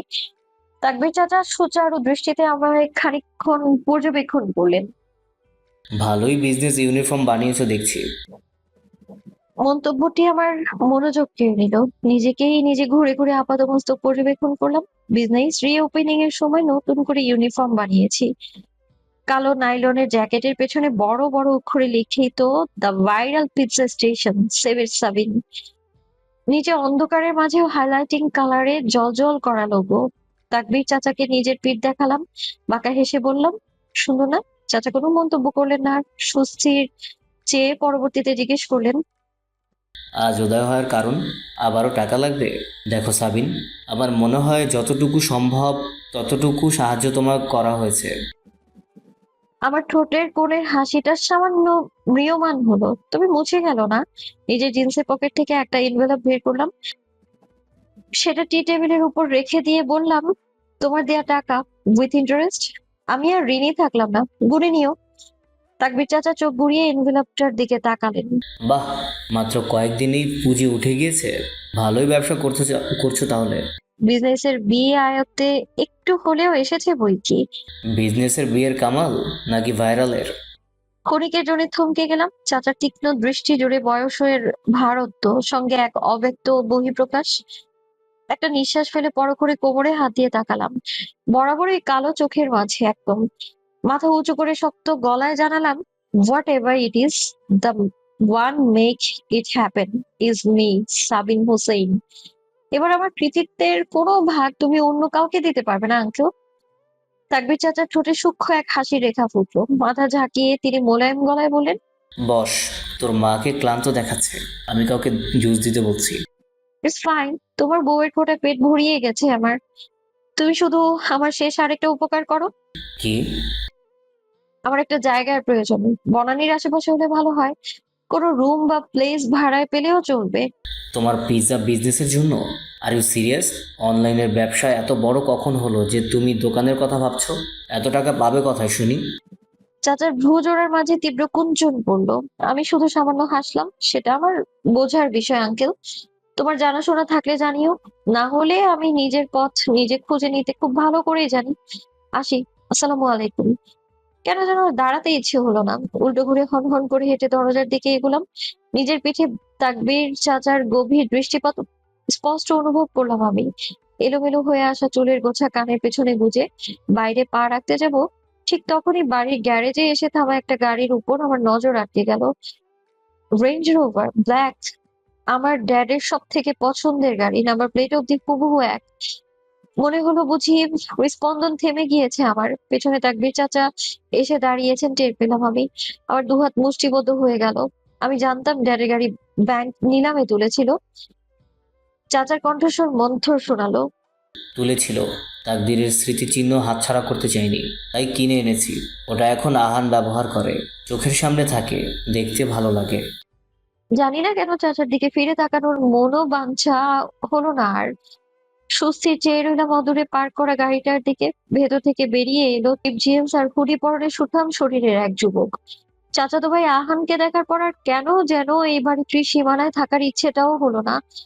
ধপাধপ পা ফেলে বাইরে বেরিয়ে গেলাম। লনে পার্ক করে রাখা আমার ভাড়া স্কুটিটা যখন টেনে সরিয়ে আনতে লাগলাম, তখনই পেছন থেকে আবেশিত কণ্ঠস্বরটা ভেসে এলো। বেবি গার্ল, স্কুটির হ্যান্ডেলে চেপে বসলো আমার উভয় হাত। পেছন ফিরে তাকালাম না, বুকের ভেতর দুরু দুরু করছে আমার। ইচ্ছে করছে এই মুহূর্তে এই স্থান থেকে পলায়ন করি, অথচ পারছি না আমি। শিকড়ের ন্যায় কিছু একটা বুঝি আমায় ভূমির সঙ্গে আবদ্ধ করে রেখেছে। নিজের দুই কাঁধে পুরুষালী স্পর্শ টের পেলাম। পরপরই কোমর জুড়ে জড়িয়ে গেল বাহুদয়। ঘাড়ে মাথা গুজে গভীর প্রশ্বাস টেনে আহান বিড়বিড় করলো, ইউর স্মেল ফাকিং ইনফ্রিকিটিং। শিশিরে তরঙ্গ খেলে গেল শির দাঁড়াবে। সমস্ত শরীর মোচড় দিয়ে উঠলো তীব্র ঘৃণায়। জোরালো এক ঝটকায় নিজেকে ছাড়িয়ে নিলাম। আমি গর্জে উঠলাম, লজ্জা করে না তোমার? আমার গায়ে হাত দাও, কোন সাহসে তুমি আহান ভাইয়া? আহানের তীক্ষ্ণ চেহারা জুড়ে এক অব্যক্ত ঝিলিক খেলে গেল। ঝুঁকে এলো বান্দা, দু হাতের মাঝে আলতোভাবে চেপে ধরলো আমার গ্রীবাদেশ। গালে নাক ঘষে ফিসফিস করে বলল, you like it when I touch you baby girl? I know you do. No, I don't. আরেক দফায় ঝটকা দিয়ে উঠলেও এবার এত সহজে মুক্তি পেলাম না। আমার গলা খানিকটা শক্তভাবে চেপে আহান চোখে চোখ রেখে মৃদু হাসলো। তিরতির করে কাঁপতে থাকা আমার ঠোঁট জোড়ায় দৃষ্টি বুলিয়ে পরক্ষণেই আবার তাতে নিজের বৃদ্ধাঙ্গুল চেপে জানালো, রাগ করছিস কেন বেবি গার্ল? আমি জানি তোর আজকাল আদরের বড্ড অভাব। Trust me, I still want your body. I dream of those curves every night. I dream of fucking you against the bedroom wall. মুখের উপর 40 লাখ টাকা ছুড়ে দেওয়ার পরেও এমন কথাবার্তা? নিজেকে ডগ ইন হিট জাহির করতে চাইছো বুঝি মিস্টার আহান হুসাইন? আহারের চোখ জোরে ভেসে ওঠা মাদকীয় দৃষ্টি কেমন ঘোলাটে হয়ে গেল। ছোটে তীর্যক হাসি ফুটিয়ে জড়ানো কণ্ঠে বলল সে, তোর রাগ তো আজ আছে কাল নেই জানি, বছর তো পেরিয়ে গেল, আর কতকালই বা। দিন শেষে তোকে আমার দুয়ারে আসতেই হবে বেবি গার্ল। তুই চাইলেও তোর একটা সুখের দুনিয়া হবে। তুই হবি আমার মিস্ট্রেস, যার কাছে গিয়ে আমি গভীর রাত্রিতে সুখের আশ্রয় খুঁজব। Try me. You are not 6.3 though. এই প্রথম আহারের মাঝে পরিবর্তন দেখা গেল। ঘোলাটে দৃষ্টি পরিবর্তন পরিষ্কার হয়ে তাতে তীক্ষ্ণতা ভর করলো। ঝট করে আমায় ছেড়ে দিয়ে সোজা হয়ে দাঁড়ালো সে। ভ্রুকুচকে অত্যন্ত ক্রোধ নিয়ে চেঁচিয়ে চেয়ে বলে উঠলো, হোয়াট? তীর্যক হাসি ফুটলো আমার অধরে। পকেট থেকে টিস্যু বের করে এমন ভাবে নিজে গ্রীবাদেশ মুছতে লাগলাম যেন ওই স্পর্শ আমায় অপবিত্র করে দিয়েছে। তুমি যেটা শুনেছো আমি সেটাই বলেছি। You think you can handle me? Then you don't know Zaidan yet. নিজের চুলে আঙুল চালিয়ে শব্দ করে হেসে উঠলো আহান। গালে দুটো গভীর টোল পড়লো তার, একেবারে অপ্রয়োজনীয় সৌন্দর্য। সিরিয়াসলি বেবি গার্ল, সত্যি আমাকে তোর এক্সের সাথে তুলনা করলি? তুই আসলেই তুই। জবাব দিলাম না আমি। কঠিন দৃষ্টিতে চেয়ে রইলাম। আহান তাতে আবারও কাছে সরে এলো, তবে এবার আমায় স্পর্শ না করে ঝুঁকে গলা খাদে নামিয়েই বলল, ইজ নট হি এ বেজেল্টারম্যান্ট? You like bad boy. কাপা একটা নিঃশ্বাস ফেললাম আমি। পরক্ষণে জলজলে গভীর দৃষ্টিতে আহানের নয়ন বরাবর চেয়ে বললাম, জেন্টলম্যান, নট ইন বেড। বিস্ময়ের চোয়াল ঝুলে পড়লো আহানের। ডাহা মিথ্যাচার করেও মনে মনে বিজয়ী হাসি হাসলাম আমি। সুযোগ পেয়ে দ্রুত নিজের স্কুটিতে চেপে বসলাম। ইঞ্জিন চালু করে শেষবারের মতো আহানের স্থবির মুখ পানে চেয়ে জানালাম, কম্পিটিশনে নামার আগে বুঝে শুনে নামা উচিত। তোমার প্রতিদ্বন্দ্বী কে? আহান বুকে দুবাহু ভাঁজ করে রেখে আমায় চলে যেতে দেখলো। আটকানোর আর কোনো লক্ষণ দেখলাম না আমি। বাড়ির মূল ফটক পেরিয়ে যখন বাইরের সড়কে এসে নামলাম, তখনই পেছন থেকে চাচাতো ভাইয়ের জোরালো কণ্ঠস্বর ভেসে এলো, in case you need me, you know where to find me baby girl. Bastard. স্কুটির হ্যান্ডেল অপ্রয়োজনীয় ভাবে চেপে বিড়বিড় করলাম আমি। অমোঘ ক্রোধ তরঙ্গ থেকে থেকে কম্পন ঠেকিয়ে দিল আমার সমস্ত শরীর জুড়ে। বিকাল 4:30। বনানীর কাছাকাছি এক অভিজাত আবাসিক এলাকায় এসে থামলো আমার স্কুটি। ফোন বের করে ভালো মতো পরীক্ষা করে দেখলাম, না, এই ঠিকানাই। অর্ডার নোটে ফেসবুক আইডির নাম জলজল করছে, আরওয়া এহসান। স্কুটি পার করে নামলাম আমি। পেছনে সিটে রাখা একটি লার্জ পিৎজার বক্স, মীরার নিজের হাতে তৈরি ব্ল্যাক ফরেস্ট কেক আর একটা মাঝারি সাইজের গোলাপের তোড়া। নিজের ইউনিফর্ম ঠিকঠাক করে মাথায় ক্যাপ চড়িয়ে সযত্নে জিনিসগুলো হাতে তুলে নিয়ে বাড়ির দিকে এগোলাম। একটা একতলা বাগান বাড়ির মতো দেখতে, আশেপাশের জায়গা জুড়ে গাছপালার অস্তিত্ব। একপাশে ফুলের বাগান, অন্য পাশে ছোট্ট কয়েকটা কৃত্রিম ঝর্ণা। কেমন ঠান্ডা ঠান্ডা বায়ু প্রবাহ, বেশ রুচিশীল বলেই মনে হলো স্থানটি। গেটের দারোয়ানের কাছে ডেলিভারির জন্য এসেছি পরিচয় দিয়ে সদর দরজার দিকে হাঁটা দিলাম। ঠিক তখনই দরজাটা খুলে বেরিয়ে এলো এক লাস্যময়ী রমণী। পরনে হালকা কমলা বর্ণের লং ফ্রক, অর্গানজার ওড়না কাঁধে ঝুলছে, লাবণ্যময়ী চোখ জুড়ে মুখ জুড়ে হালকা মেকআপ, তার ঠোঁট জুড়ে চিকচিকে গ্লস, মসৃণ চুলের গোছা নদীর ঢেউয়ের ন্যায় ছড়িয়ে রয়েছে পিঠ এবং কপালের চারিদিকে। খানিক ঝুঁকে পায়ের হিলের বেল্ট বাজছে। মুখটা দেখে চিনতে বেগ পোহাতে হলো না আমার, ফেসবুক আইডিতে এই মুখেরই ছবি ছিল। অতএব এই রমণী আরওয়া।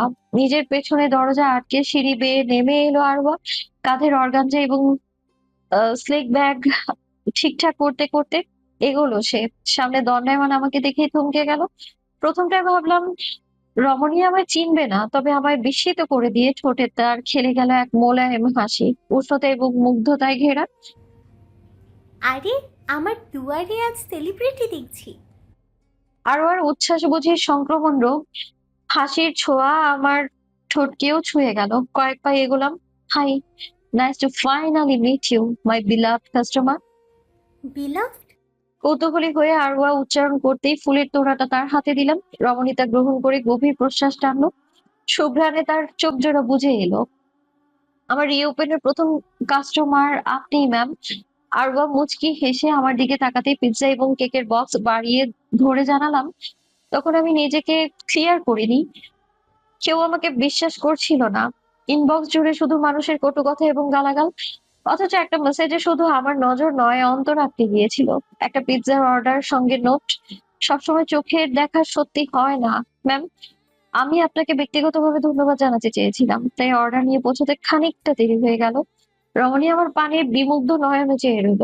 পরক্ষণে পিৎজার বক্সটা খুলে একটা স্লাইস মুখে তুলে কামড় দিয়ে স্বাদ আস্বাদন করে ব্যক্ত করলো, সার্ভিস পাবি, শুধু নামে না, কামেও সেরা। খিলখিল করে হেসে উঠলাম আমি, সঙ্গে হাসলো আরওয়াও।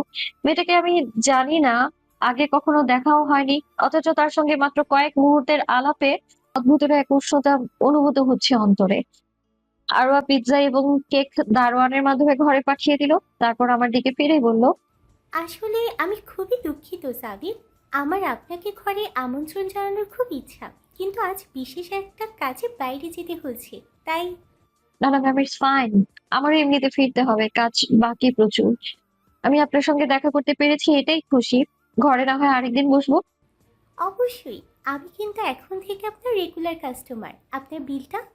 No ma'am, please. আমি তো আগেই বললাম আপনার প্রতি আমি কৃতজ্ঞ। গিফট ধরে নিন, বিল না হয় পরে অর্ডার নেওয়া যাবে। দুজন কথা বলতে বলতে আনমনে হাঁটতে হাঁটতে গেটের বাইরে এলাম। ঠিক তখনই বুঝি আমার ভাগ্য কাছে ঘূর্ণিঝড়ের গুমোট ছায়ার দেখা পেলাম। হাসি মাখা অধর থেকে মুহূর্তেই হাসি মুছে গেল আমার।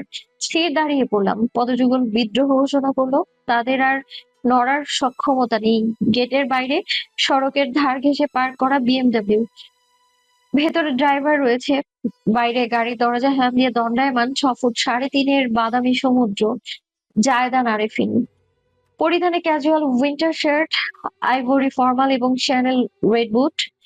চোখের চশমার অন্তরালে দৃষ্টি আবদ্ধ দিগন্তের পানে, যেখানে সূর্য অস্ত যাওয়ার আয়োজন সাজাচ্ছে। হালকা বাতাসে কপালের চুলগুলো এলোমেলো হয়ে ছড়িয়ে আছে।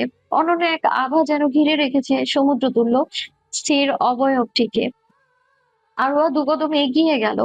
অতঃপর মোলায়েম কণ্ঠে আমায় এমন এক সংবাদ জানালো, যে সংবাদ কোনোদিনও না শুনলেই বোধহয় আমি খুশি হতাম সবচেয়ে বেশি। মাই উড বি ফিয়ন্সে, ওনার সাথে ডেট ছিল আজ। আওয়াজ মৃদু হলেও জায়দান বোধ হয় অদূর থেকেও শুনতে পেল, তাই মাথা সামান্য হেলিয়ে ফিরে তাকালো। ওই নিগুড় বাদামি সাগর মাঝে মিলিত হলো আমার অবরুদ্ধ জলজলে দৃষ্টি। জীবনে প্রথমবারের মতো আমি জায়দানের নির্লিপ্ত চেহারায় বিস্ময়ের ছোঁয়া দেখলাম। হয়তো অতি সামান্য, কিংবা আদতে বিস্ময়ের কোনো অস্তিত্বই নেই।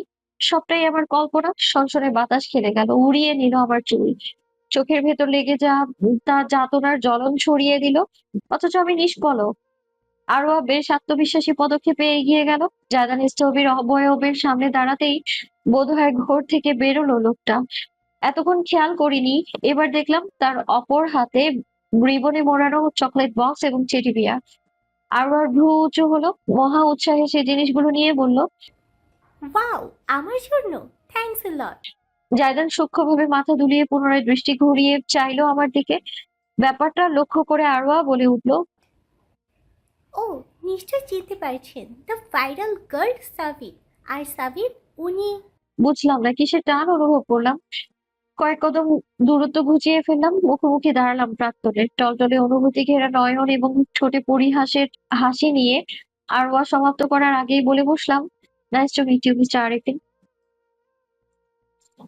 কিশোরী বয়স থেকে ভাবতাম আমি আহান ভাইয়াকে ভালোবাসি। কৈশোরকাল, চরম উন্মাদনা এবং অনুভূতির বয়স। আমার ক্ষেত্রেও কোনো ব্যতিক্রম ছিল না, বরং কৈশোর আমার জীবনে এসেছিল রঙিলা সময়কে অনুভূতির তোড়ে বহু গুণ রাঙিয়ে তুলতে। ছোটবেলা থেকে একসাথে হেসে খেলে বেড়ে ওঠা চাচাতো ভাইকে তখন আর শুধুমাত্র চাচাতো ভাইয়ের চোখে দেখা সম্ভব হতো না আমার। তার প্রতিটা কথা, প্রতিটা নিঃশ্বাস, চোখের পলক ফেলার মতো সূক্ষ্ম থেকে সূক্ষ্মতর বিষয়েও আমার স্পন্দন মাইলের পর মাইল বাড়িয়ে তুলত। চিত্ত জুড়ে আঁকড়ে বসেছিল ওই পুরুষটির অস্তিত্ব। আহানের হাসি, চোখের দৃষ্টি, কণ্ঠ পেরিয়ে নিঃসৃত হওয়া প্রতিটা উদ্দেশ্য প্রণোদিত বাক্য আমায় নাজেহাল করে তুলত। দেবদাস সিনেমায় দেবদাসের আসার সংবাদ শুনে যেমন করে পারলজ্জা সারা বাড়ি দৌড়ে বেরিয়ে পালিয়ে বেড়ায়, তেমন করেই আমিও পালিয়ে বেড়াতাম আহান বাসায় আসলেই। গ্রাজুয়েশনের জন্য যখন আহানের বিদেশ যাওয়ার ব্যবস্থা হয়ে গেল, তখন ঠোঁট ভেঙে আমার কি কান্না তখন। এয়ারপোর্টে বিদায় জানাতে যাওয়ার সময় বাচ্চাদের মতো ফুপিয়ে ফুপিয়ে কেঁদেছিলাম। আহান আমাকে বুকে আগলে নিয়ে মাথায় আদরের হাত বুলিয়ে বলেছিল, কাঁদিস না পাগলি, ভাইয়া খুব তাড়াতাড়ি চলে আসবো, তুই চোখের পলক ফেলার আগেই। এয়ারপোর্টের সেই স্মৃতিটুকু আমি জীবনের অন্যতম শ্রেষ্ঠ স্মৃতি হিসেবে মনের মণিকোঠায় লুকিয়ে রেখেছি আজ অব্দি। কারণ তখন আমাদের মাঝে জাগতিক কোনো ধূসরতা ছিল না, ছিল শুধু স্নিগ্ধ অনুভূতি। অন্তত আমি তাই মনে করতাম। 4 বছরের দূরত্ব, ততদিনে আমিও নিজের জীবনে অনেক এগিয়ে গিয়েছি। দেশ সেরা প্রাইভেট বিশ্ববিদ্যালয় নর্থ সাউথে পড়াশোনা করছি। আমার জীবন ছিল প্রাপ্তি এবং আনন্দে ভরপুর। বন্ধু বান্ধব, সুখ, বিনোদন, কোনো কিছুর অভাব ছিল না জীবনে। ক্রমেই শহুরে আধুনিকতায় উচ্ছৃঙ্খল হয়ে উঠেছিলাম। তখনই জীবনে আবারও পদার্পণ ঘটে আহানের। সদ্য বিদেশ ফেরত ভালোবাসার উন্মাদনায় মত্ত হয়ে উঠেছিলাম আমি। সেই সময়টায় প্রথম দেখায় বাঁকা হেসে আহান আমায় সম্বোধন করেছিল বেবি গার্ল। সেই শুরু। অনুভূতির তীব্র জোয়ার আমায় ভাসিয়ে নিল। অতঃপরের প্রত্যেকটা দিন ছিল যেন আহানের উদ্দেশ্যে বিলীন। তার হাত ধরে ক্লাবিং, পার্টি, স্মোকিং, ড্রিঙ্কিং এবং নাইট সাফারির জগতে সিঁধিয়ে যাওয়া আমার। রাত 9টা বাজলেই বাড়িতে আহানের আগমন ছিল নিত্য নৈমিত্তিক ব্যাপার। আজও স্পষ্ট মনে আছে সেদিনের কথা। বন্ধুর বাড়িতে জোরালো পার্টি মিউজিক, অ্যালকোহল এবং জৈবিক চাহিদা মেটানোর মত উন্মত্ত প্রত্যেক যুগল। সেই সময়টায় বাড়ির বাইরে কৃত্রিম ঝর্ণার ধারে চাঁদের আলোয় মাখামাখি হয়ে একে অপরের পানে ঝুঁকে আসা আহানের তপ্ত নিঃশ্বাস আমার মুখে ছুঁয়ে যাচ্ছিল দারুণ ভাবে। অত্যন্ত খড়খড়ে আবেগী গলায় সে বলেছিল, can I kiss you baby girl? আমি তার ঠোঁটে আঙুল চেপে লালচে গাল এবং লাজুক দৃষ্টি নিয়ে বলেছিলাম, বিয়ের পর। বড় চাচা চাচি আহারের বিদেশ গমনের আগে থেকেই বিয়ের কথাবার্তা তুলেছিলেন। আমি ড্যাডের একমাত্র মেয়ে, আহান পিতা মাতার একমাত্র ছেলে। দরকার কি পরিবারের মাঝে বাইরের কাউকে ঢোকানোর? আমি না হয় আহান হুসেইনের সাম্রাজ্যের রাজরানী হব, ঠিক যেমনটা ড্যাড আমায় নিজের জগতের রানী করে রেখেছিলেন। কিন্তু ড্যাডের চিন্তা ভিন্ন কিছু ছিল। নিজের ভারীকে গভীর গলায় তিনি সেদিন বলেছিলেন, আগুনে আগুনে আগ্নেয়গিরি হয়, আগুনকে সামলাতে দরকার পানি। ড্যাডের কথার মাথা মুন্ডু কিছুই আমার মাথায় ঢোকেনি সেই সময়টায়, যতদিন না আমার জীবনে পদার্পণ করে জায়দান আরিফিন। পানি? ড্যাড অনেক কম ধরেছিলেন। তার বরফ শব্দটা ব্যবহার করার প্রয়োজন ছিল। আহান আর জায়দান দুজন ছিল পৃথিবীর উত্তর মেরু আর দক্ষিণ মেরু। আমার ভালো লাগতো আহানের ফ্লার্টি কথাবার্তা। জায়দানের মুখ থেকে কথা বের করতে লিপ্ত হতে হতে যুদ্ধে। আহান ছিল স্বাধীন চেতা, বিদ্রোহী। জায়দান অত্যন্ত অতীব শান্ত, অনুগত। আহান ছিল বেপরোয়া, জায়দান ভদ্র, সামাজিক। আহান ছিল যৌবনের উত্তেজনায় টকবকে তরুণ। জায়দান অতিরিক্ত বুদ্ধিমত্তা এবং অভিজ্ঞতায় শক্ত হয়ে যাওয়া বুঝদার পুরুষ। Ahan was a boy and Zaidan was a man. কিন্তু আমার হৃদয়ে ওই আহান ভাইয়াই অস্তিত্ব গেড়ে বসেছিল। বিয়ের পরেও জায়দানকে আমি আহানের সঙ্গে তুলনা করতাম এবং বারংবার হতাশ হতাম। একটা মানুষকে অন্য মানুষের মাঝে যে পাওয়া যায় না সেই জ্ঞান বোধটুকু আমার বোধহয় ছিল না। আমার ভাঙাচোরা সংসারে নিত্যদিন বইতো অশান্তির হাওয়া। আহ জায়দানকে নিয়ে নয়, তার পরিবারকে নিয়ে। কোনো কালেই সংসারী মেয়ে হয়ে উঠতে পারিনি আমি। দিনকে দিন হওয়া ঝামেলায় বিষাক্ত হৃদয়ে আমি গিয়ে উগরে দিতাম আহারের কাছে। সে আমায় মনোযোগ দিয়ে শুনতো, আশ্বাস দিত একদিন আমায় বের করে নিয়ে আসবে সেই জাহান্নাম থেকে। আমার মতো বোকা এই দুনিয়ায় আর একটাও হয় না। কৈশোরের ভালো লাগার মোহে দুই চোখ বোধ হয় অন্ধ হয়ে গিয়েছিল আমার। তাই আহারের বিছানার কোণে অন্য মেয়েদের অন্তর্বাস, কাপড়, ফ্লোরের পাশে হিল জুতো, শার্টে লিপস্টিকের দাগ দেখেও নিজের চোখের ঠোলেই চাপিয়ে রেখেছিলাম আমি। ভালো লাগার পুরুষের জন্য তো একটা মেয়ে সব সইতে পারে, তাই না? আমার অন্ধ হৃদয়ে উপলব্ধি করতে পারেনি আহান পুরুষ নয়, জানোয়ার ছিল। তোকে তো তোর স্বামী শুয়ে সেকেন্ড হ্যান্ড বানিয়ে দিয়েছে, ব্যাপার না। আমি নতুন করে শুয়ে তোকে সবকিছু ভুলিয়ে দেবো বেবি গার্ল। এত বড় রেড সিগন্যালের পর আমার বুঝে যাওয়ার দরকার ছিল, কিন্তু মানুষ তো সর্বদাই নিষিদ্ধ জিনিসের প্রতি আসক্ত হয়, তাই না? মানুষ নয়, নিজেকে আমার সম্বোধন করা উচিত বর্ণাঢ্য বোকার হদ্দ বলে। ইংরেজি ভাষায় খুব সুন্দর একটা স্ল্যাং আছে এই ক্ষেত্রে, বিচ। আমি তাই ছিলাম।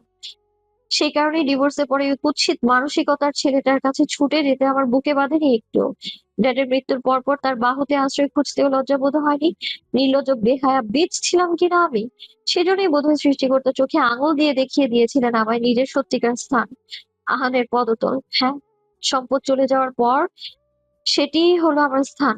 রাজরানী কিভাবে হতাম? আমি তো আর বড়লোক বাবার ধনী মেয়ে ছিলাম না, যার নামে কোটি টাকার সম্পত্তির দলিল, দস্তাবেজ। আমি তো এক পথের ফকির, দেনমোহরের 40 লাখ টাকা যার একমাত্র সম্বল। হাত জোর করে আবেদন জানিয়েছিলাম আমি সেদিন। কান্নার দমকে দমকে মুখ লাল হয়ে উঠেছিল আমার। আহান ভাইয়া, তুমি আমায় বিয়ে করবে না? এমন এক আকুল কণ্ঠ ছিল আমার যে নিজেরই এখন নিজেকে বিরক্ত লাগে সেদিনের জন্য। টাইম মেশিন থাকলে হয়তো আমি সেই দৃশ্যে গিয়ে নিজেকে নিজেই ঠাটিয়ে দুটো চাপড় দিয়ে আসতাম। তোকে বিয়ে করা আর আমার স্ট্যাটাসের মধ্যে মানায় না। আমার রক্ষিত হয়ে যা প্লিজ বেবি গার্ল। সেদিন আমার মোহের দেয়াল ভেঙে গুড়িয়ে যেতে একটা সেকেন্ডও সময় লাগেনি। এত জোরে থাপ্পড় বোধহয় আমি ইহজগতে আর কাউকে দিইনি। সেদিন যেটা আহানকে দিয়েছিলাম। ক্রুদ্ধ, উন্মত্ত, বেপরোয়া চাচাতো ভাই আমার কবজি চেপে হুংকার করেছিল। তোর পিছনে যে আমি লাখ লাখ টাকা উড়িয়েছি, প্রতি বছর দামি দামি গিফট পাঠিয়েছি, সেই সব ঋণ শোধের হ্যাডম আছে তোর? হ্যাডম আমার ছিল, নিজের শেষ সম্বলটুকু সেটুকু দেখাতে কার্পণ্য করিনি আমি। 40 লাখ টাকার বান্ডিল গুলো ছুঁড়ে মেরেছিলাম আহানের মুখের উপর। একটা বাক্যই উচ্চারণ করেছিলাম সেদিন ঠোঁটে বাঁকা হাসি মেখে, তুই এই পৃথিবীর সমস্ত মেয়ের শরীর পেতে পারিস, কিন্তু কোনোদিন আমার শরীর পাবি না। আর এটাই তোর জানোয়ারের জীবনটার একমাত্র অপ্রাপ্তি। যদি আজ সেসব দিনগুলোকে ফিরে দেখি তাহলে আমার উপলব্ধিতে কোনো বাধা নেই। আমি কোনোদিন আহানকে ভালোই বাসিনি। সবটাই ছিল আমার কৈশোরের অনিয়ন্ত্রিত আবেগ এবং ফ্যান্টাসি। নাহলে ওই একটা বাক্যের পর আমি এত সহজে সবকিছু ভুলে যেতে পারতাম না। যে মুহূর্তে আহান আমাকে সেকেন্ড হ্যান্ড সম্বোধন করেছিল সেই মুহূর্ত থেকে আমার মন উঠে গিয়েছিল তার উপর থেকে। অথচ আমি বোকা, বুঝতে দেরি করে ফেলেছিলাম। ভালোবাসা নিশ্চয়ই এতটা ঠুনকো নয়, এতই কি সোজা ভালোবাসার মানুষটাকে ঘৃণা করা? যদি তাই হতো তবে আমি জায়দানকে কেন ঘৃণা করতে পারি না? নিদারুণ কষ্ট আমি দুজনের কাছ থেকেই পেয়েছি। আহানের করা আঘাত চোখের সামনে দৃশ্যমান ছিল বলে বর্ণনা করতে পারি, কিন্তু জায়দানের নির্লিপ্ততা আমার মানসিকভাবে একটু একটু করে ভেঙে ফেলেছে। সেটা বলতে আমার কুণ্ঠা বোধ হয়। আহানের বিশ্বাসঘাতকতার পর আমি অনুভব করেছিলাম রাগ, তীব্র ক্রোধ, শরীর জ্বালিয়ে দেওয়ার মতো টকবকে ঘৃণার জ্বালা। অথচ জায়দানের বিশ্বাসঘাতকতা আমায় দিয়েছে যন্ত্রণা, ভগ্ন হৃদয় আর অশ্রুপাত। আমার প্রাক্তন স্বামী নিজের জীবনে এগিয়ে যেতে চাইছে, এতে বিশ্বাসঘাতকতার কিছুই নেই। তবু আমি আমি মানুষটাই তো একটা বীজ, তাই না? সহ্য করা কি সম্ভব? যদি আমার রাগ হতো, যদি জায়দানকে এখন থেকে ঘৃণা হতো, তাহলেই না সবটা সহজ হতো আমার জন্য। কিন্তু আমার হৃদয়ে বইছে তীব্র বিরহের ঘূর্ণিঝড়। দূর দূরান্তে ঘৃণা কিংবা ক্রোধের কোনো সম্পর্ক নেই। আছে শুধু প্রগাঢ় অভিমান। যেন জায়দান আমার প্রতি দায়বদ্ধ, যেন এখনো আমি মানুষটার উপর অধিকার রাখি। এমন পর্যায়ে তীব্র অভিমান এবং হৃদয় ভাঙার হাহাকার। আহানের সঙ্গে আরো হাজারটা মেয়ের সম্পর্কে আমার কি কিছু যায় এসেছিল? কোনোদিনও না। তবে জায়দানের পাশে অন্য একজন মেয়েকে দেখে হঠাৎ করেই আমার কেন যেন মনে হচ্ছে এখানেই পৃথিবীর সমাপ্তি। উত্তর জানা নেই আমার। নিজের অন্তরকে নিজেরই বুঝে ওঠার ক্ষমতা নেই এই সাবিনের। ঘড়ির কাঁটা রাত 9টায় জানান দিচ্ছে। বহুদিন বাদে আজ আলমারি থেকে বের করে নিলাম ওয়াইন রেড বডিকন গাউনটা। ড্যাড চলে যাওয়ার পর থেকে আর কখনো নিজেকে আভিজাত্যে সাজানো হয়নি, সেই পুরাতন রূপে ফিরে যাওয়া হয়নি আর। কিন্তু আজ অন্তর মাঝে সুতীব্র এক বাসনা, সবকিছু অল্প কিছু সময়ের জন্য হলেও ভুলে যাওয়ার আকাঙ্ক্ষা। গাউনটা গায়ে জড়িয়ে নিজেকে আয়নায় দেখলাম। শরীরে খাঁজে খাঁজে জড়িয়ে গিয়েছে বস্তুটি, মৃদু আভায় প্রতিফলিত হয়ে চিকচিক করছে।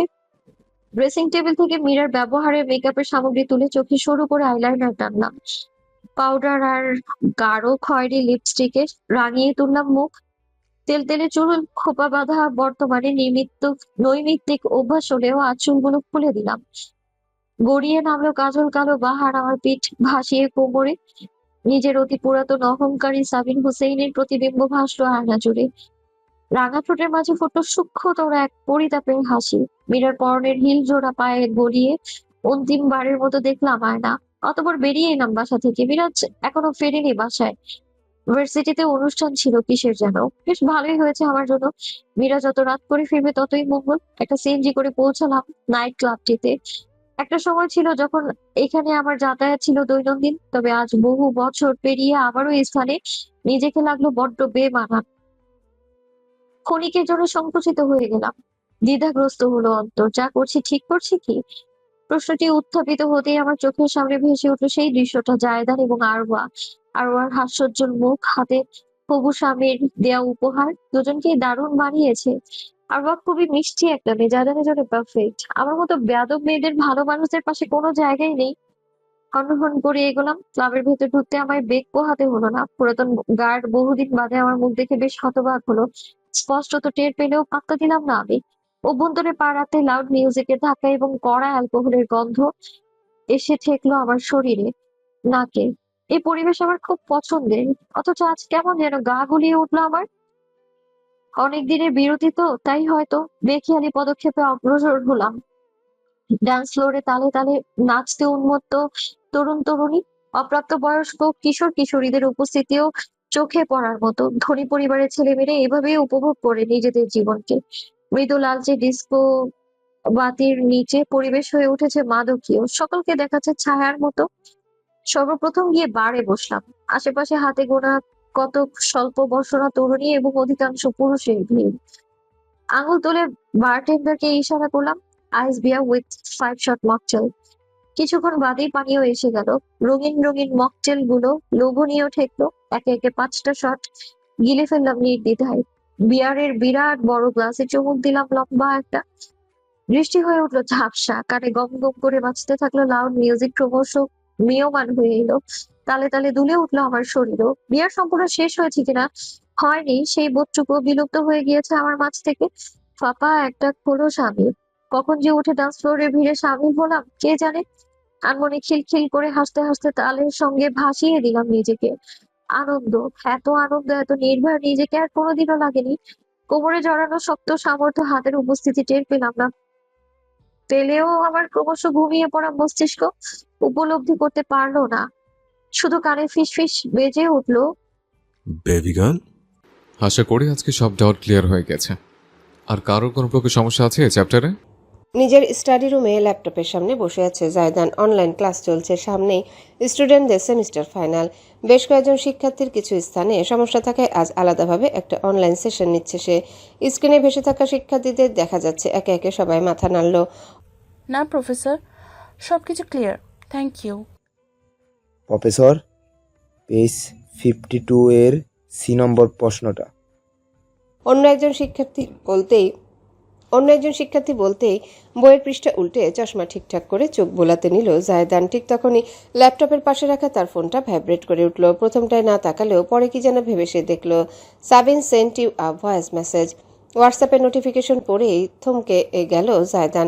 শিক্ষার্থী একজন তখনও বলে যাচ্ছে কি যেন, তবে জায়দান বিশেষ মনোযোগ দিতে পারল না। কান থেকে ইয়ারবাড খুলে সে ফোনটা অন করলো। ভয়েস মেসেজটা প্লে করতে খিলখিলে এক হাসির আওয়াজ ভেসে এলো।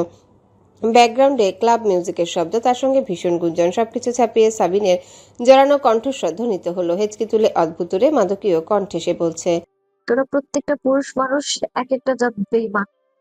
আবারও সাবিনের অদ্ভুতরে এক হাসির শব্দ, সঙ্গে গুঞ্জরিত পুরুষালী কিছু কণ্ঠস্বর। এরপরে ভয়েস মেসেজ শেষ। স্তব্ধ হয়ে নিজের চেয়ারে বসে রইল জায়দান। নিজের অজান্তেই আবারও প্লে করলো মেসেজটা বারবার। তারপর দ্বিতীয় কোনো চিন্তা ছাড়াই কল করলো সে সাবিনকে। রিং পড়তে পড়তে কেটে গেল, ফোন রিসিভ হলো না। Damn it. হিসিয়ে উঠল জায়দান। প্রফেসর, কানে যেতেই ঘোর কাটলো তার। চটজলদি ল্যাপটপে ঝুঁকলো সে। Sorry students, I have something urgent to do. তোমাদের যদি আগামীকাল একই সময় আরেকটা সেশন নেই, সমস্যা আছে? বাকি সবগুলো ডাউট ক্লিয়ার করা যাবে। না প্রফেসর, অবশ্যই। Thanks for your time today. Zaidan সামান্য মাথা দুলল, তারপরই অনলাইন মিটিং থেকে এক্সিট করে ফেলল দ্রুত হাতে। আবারও সাবিনকে কল দিল সে, কিন্তু কোনো উত্তর নেই। ফোন কানে ধরে রেখে জায়দান উঠল। চেয়ারে ঝুলানো ব্লেজারটা তুলে শার্টের উপর গায়ে জড়িয়ে লম্বা পদক্ষেপে এগুলো। লিভিং রুমে বসে ক্রজেট করতে থাকা জেসমিন নিজের বড় ছেলেকে হন্তদন্তে বেরিয়ে আসতে লক্ষ্য করে বলে উঠলেন, কি ব্যাপার, একটু আগে না বাসায় ফিরলে, এখন আবার কোথায় যাচ্ছো? জায়দান প্রথমটায় কোনো উত্তর করল না। টি টেবিল থেকে নিজের বাইকের চাবিটা তুলে পকেটে ভরল। অতঃপর ব্লেজারের বোতাম আটকাতে আটকাতে হনহন করে এগুলো সদর দরজার দিকে। শীতল গলায় মায়ের উদ্দেশ্যে বলল, আজ রাতে আর ফিরবো না, অপেক্ষা করুন আম্মু। জেসমিন বিস্মিত চোখে চেয়ে থাকলেন। বড় ছেলের কখন কি মতিগতি হয় তিনি বুঝে উঠতে পারেন না। ক্লাবটার নাম ভিক্সেন, জলজলে লাল অক্ষর, যেন সাক্ষাৎ নরকের দরজা। জায়দান নিজের বাইক পার্ক করে যখন লম্বা পায়ে একেবারে 3টে করে সিঁড়ি পেরিয়ে প্রবেশপথের দিকে এগোলো, তখন আশেপাশের মানুষজন খানিক আগ্রহী নয়নে দেখল তাকে। এমন ভদ্র পোশাকি সুউচ্চ পুরুষকে এই তল্লাটে চোখে পড়ে কম। জায়দান অবশ্য কোনো কিছুর পরোয়া করল না। দ্বিতীয় চিন্তা ছাড়াই ঢুকে পড়ল লাউড মিউজিক আর অ্যালকোহলের দুনিয়ায়। লালচে আগুনা মৃদু আভায় চারিপাশ নিমজ্জিত কেমন ঘোলাটে পরিবেশ। বায়ুতে তীব্র ঝাঁঝালো ঘ্রাণ। শুধুমাত্র ঘ্রাণই নেশায় বুধ অর্জনের যথেষ্ট যেন। জায়দান অজান্তে নিজের হাতের উল্টো পিঠ চেপে ধরল নাকের উপর। চকিতে মাথা ঘুরিয়ে দৃষ্টি ফেলল এদিক সেদিক। কিছু চোখে পড়ল না। যুবক যুবতী, কিশোর কিশোরীতে ঠাসা এক অশালীন জগৎ। ছেলে মেয়ের ভেদ নেই এখানে, সবাই সিগারেটের ধোঁয়া ওড়ায় নির্বিঘ্নে। ড্রাগস এবং অ্যালকোহলের প্রদর্শনী অহরহ। নাচতে ব্যস্ত যুগল, যেন পৃথিবীর বাইরে কোনো এক দুনিয়া। জায়দানের শরীর ঘেঁষে এলো কয়েকজন, ড্রিঙ্কস সাধল। সামান্য মাথা হেলিয়ে না বোধক উত্তর করে আশেপাশে চোখ বুলালো সে উদ্ভ্রান্ত হয়ে। কেসে উঠল গাঢ় মাদকীয় ধোয়ার কারণে। নিজের চশমা খুলে মুছে দিয়ে চোখে পড়ে আবারও ভালো মতন আশেপাশে তাকালো জায়দান। প্রথমটাই কিছু নজরে এলো না, অতঃপর অবশেষে দৃশ্যটি নজরে এলো তার। বাড়ির সামনের ডান্স ফ্লোরে সাবিন একটা পোল ঘিরে নাচতে ব্যস্ত। তার শরীর যেন কোনো লতানো বৃক্ষ। বডিকন গাউনের অন্তরালে শারীরিক গঠন চোখে লাগার মতো। মুখটা ফুলে লালচে হয়ে আছে, চিকচিক করছে মেকআপ এবং বিন্দু বিন্দু ঘামের ফোঁটায়। চুলগুলো দুলছে নদীর ঢেউয়ের মতন। রক্তাভ ঠোঁট জুড়ে প্রশস্ত হাসি। সাবিন আর নিজের মাঝে নেই। বুঝতে কোনো গাণিতিক সমীকরণ কষতে হলো না জায়দানকে। সুস্থিরভাবে এগোনোর সিদ্ধান্ত নিল সে। কিন্তু দ্বিতীয় দৃশ্যটি তার শীতল রক্তকে যেন আগ্নেয়গিরির উত্তপ্ত লাভায় পরিণত করলো এক লহমায়। আহান, সাবিনের চাচাতো ভাই। ছেলেটার পরনের শার্টের বোতাম খোলা, দৃশ্যমান সমস্ত রঙহীন বুক এবং উদর। নেশায় লাল হয়ে ওঠা গাল, ঠোঁটে তির্যক হাসি, গাঢ় কালো চোখে এলোভাতুর কামদৃষ্টি, যা শুধুমাত্র দৃষ্টিপথে যেন খিলে খাচ্ছে সাবিনের সমস্ত শরীরকে। রমণী অবশ্য তার আশেপাশে কে আছে না আছে তাতে বিশেষ বোধ নেই। সে হেলে দুলে নিচে চলেছে আপন মর্জিতে। মাঝে মাঝে চিৎকার করে উঠছে আজগুবি কিছু। খিলখিল করে হাসছে, আবার কান্নার ভং ধরছে। তার একদম গা ঘেঁষেই যে আহান রয়েছে সেই উপলব্ধিটুকু তার নিঃশক্ত মস্তিষ্কে নেই। সুযোগটা বেশ দারুণভাবে গ্রহণ করছে আহান। তার দুহাত সাবিনের কোমর বেয়ে ক্রমশ উপরে অগ্রসর হচ্ছে, শরীরের সাথে মিশিয়ে নিচ্ছে শরীরকে। ঘাড়ে ডুবিয়ে রেখেছে মুখ। ওই হাত ক্রমশ ধাবিত হচ্ছে সাবিনের পাঁজর বেয়ে আরো উপরে বুকের দিকে। জায়দান জানে না কি হলো তার মধ্যে। বুঝলো না কখন তার লম্বা লম্বা পা দুটো তাকে টেনে নিল ডান্স ফ্লোরের মাঝখানে। সামনের মানুষগুলোকে শক্ত দুহাতে ধাক্কা দিয়ে সরালো সে এমন শক্তিতে যেন পুতুল তারা। ব্লেজারের বোতাম খুলে ফেললো এক ঝটকায়। ফর্মাল প্যান্টের উপর থেকে খুলে নিল পিওর লেদার বেল্ট। ধাতব বাকলটা ধরে গুটিয়ে নিল সেটা হাতের মাঝে। অপর হাতে খপ করে আঁকড়ে ধরল সাবিনের হাতের কবজি, যেন হিংস্র পশু থাপা। জোরালো এক ঝটকায় জায়দানের বুকের মাঝে আছড়ে পড়ল সাবিন, ঠিক যেমন করে বালুচরে আছড়ে পড়ে সমুদ্রের ঢেউ। আখ! চাপা আর্তনাদ করে উঠল সাবিন। চোখের পলকে তাকে নিজের পিছনে ঠেলে দিয়ে সামনে এগুলো জায়দান। গুটিয়ে নিল ব্লেজারের হাতা। সামনে দাঁড়ানো আহান চোখ পিটপিট করলো। এমন হস্তক্ষেপে সে যার পণ্যায় বিরক্ত। What the hell? The hell is me. Loud club মিউজিককেও ছাপিয়ে গেল জায়দানের অশরীরী ঘরঘরে কণ্ঠস্বর। ডান হাতখানি উত্তোলিত হলো তারপরই লেদার বেল্টের লম্বাটে লতানো প্রান্ত আছড়ে পড়ল আহানের শরীরে। আহ! আর্তচিৎকারে কেঁপে উঠল সমস্ত ক্লাব। একের পর এক বেল্টের জোরালো ঘায়ে আহানের মনে হলো বুঝি তার সমস্ত শরীর জ্বলে পুড়ে যাচ্ছে। জীবনে এতটা যন্ত্রণা সে কোনোদিনও বোধ করেনি বিধায় হাঁটু ভেঙে এলো মুহূর্তে। ধপাস করে ডান্স ফ্লোরের মাঝে বসে পড়ল সে। সমস্ত শরীরে জড়িয়ে ফেলল নিজের বাহুদয় বাঁচার আকাঙ্ক্ষায়। অবশেষে নিজের লীলা খেলা সাঙ্গ করল জায়দান। প্রচণ্ড হাঁপাচ্ছে সে, সমস্ত শরীর ঘেমে উঠেছে, বুক ওঠানামা করছে দারুণ ক্রোধের নিঃশ্বাসের সঙ্গে সঙ্গে। এক হাতে বেল ধরে রেখে অন্য হাতে কলার টেনে ঢিলে করল সে। শক্ত ঢোক গিলে দেখলো মেঝেতে বিধ্বস্ত হয়ে পড়া আহানকে। তবুও যেন বুকের ভেতরে মরম জ্বালাটুকু মিটল না। ক্লাবের প্রত্যেকটা মানুষ ভয়ার্ত দৃষ্টিতে হতবিহ্বল হয়ে চেয়ে আছে বিধায় জায়দান নিজেকে একটু সামলালো। বাইরে থেকে ততক্ষণে গার্ড দৌড়ে আসতে শুরু করেছে পরিস্থিতি সামাল দিতে। লোকজন জড়ো হয়ে যাচ্ছে বুঝতে পেরে আহানের উপর থেকে বিতৃষ্ণা মাখা দৃষ্টি হটিয়ে এসে ঘুরে দাঁড়ালো, তাকালো সাবিনের দিকে। রমণী অ্যালকোহলের প্রভাবে সোজা হয়ে দাঁড়িয়ে থাকতে পারছে না, পা দুটো কাঁপছে, ঢুলছে শরীর এদিক সেদিক। বড় বড় ঘোলাটে দৃষ্টি মেলে সে তাকিয়ে দেখছে আহানের অবস্থা। জায়দানের দৃষ্টি নিজের উপর অনুভব হতেই হেঁচকি তুলল সে। লাউড মিউজিক ম্রিয়মান হয়ে এসেছে বহু আগে। প্রত্যেক জলে হতভম্ব এবং কৌতূহলী দৃষ্টি নিক্ষিপ্ত দৃশ্যপটে। জায়দান সাবিনের দিকে এক পা এগুলো, তার কণ্ঠ বেয়ে অশরীরী শব্দ বেরোলো। You shameless. সাবিন কেঁপে উঠল, অ্যালকোহলের প্রভাবে নয় বরং নিজের পরিচিত প্রাক্তনের এক অপরিচিত রূপ দেখে। যেমন করে বড়রা বকাঝকা করলে বাচ্চারা লজ্জাপতি পাতার মতো নেতিয়ে যায়, তেমন করে নেতিয়ে গেল সাবিন। রাত কয়টা বাজে আর তুমি একা একা ক্লাবে এসে ফুর্তি করছো? Do you have any common sense women? জায়দানের ভয়ানক কণ্ঠস্বর কানে যেতেই বাঁধনহারা সাবিন যেন রাগান্বিত হলো। কোমরে দুহাত ঠেকিয়ে দাঁড়িয়ে সে ঝুঁকে এলো, জড়ানো কণ্ঠে তীক্ষ্ণ আওয়াজ তুলে বলে উঠল, হ্যালো বন্ধুরা, পরবর্তী পার্ট খুব তাড়াতাড়ি আসবে, তো সবাই অপেক্ষায় থাকো। আর চ্যানেলটি যারা এখনো সাবস্ক্রাইব করোনি তারা পরবর্তী পার্ট দেখার জন্য চ্যানেলটি সাবস্ক্রাইব করে রেখো। ধন্যবাদ সবাইকে, আমাদের সাথেই থেকো।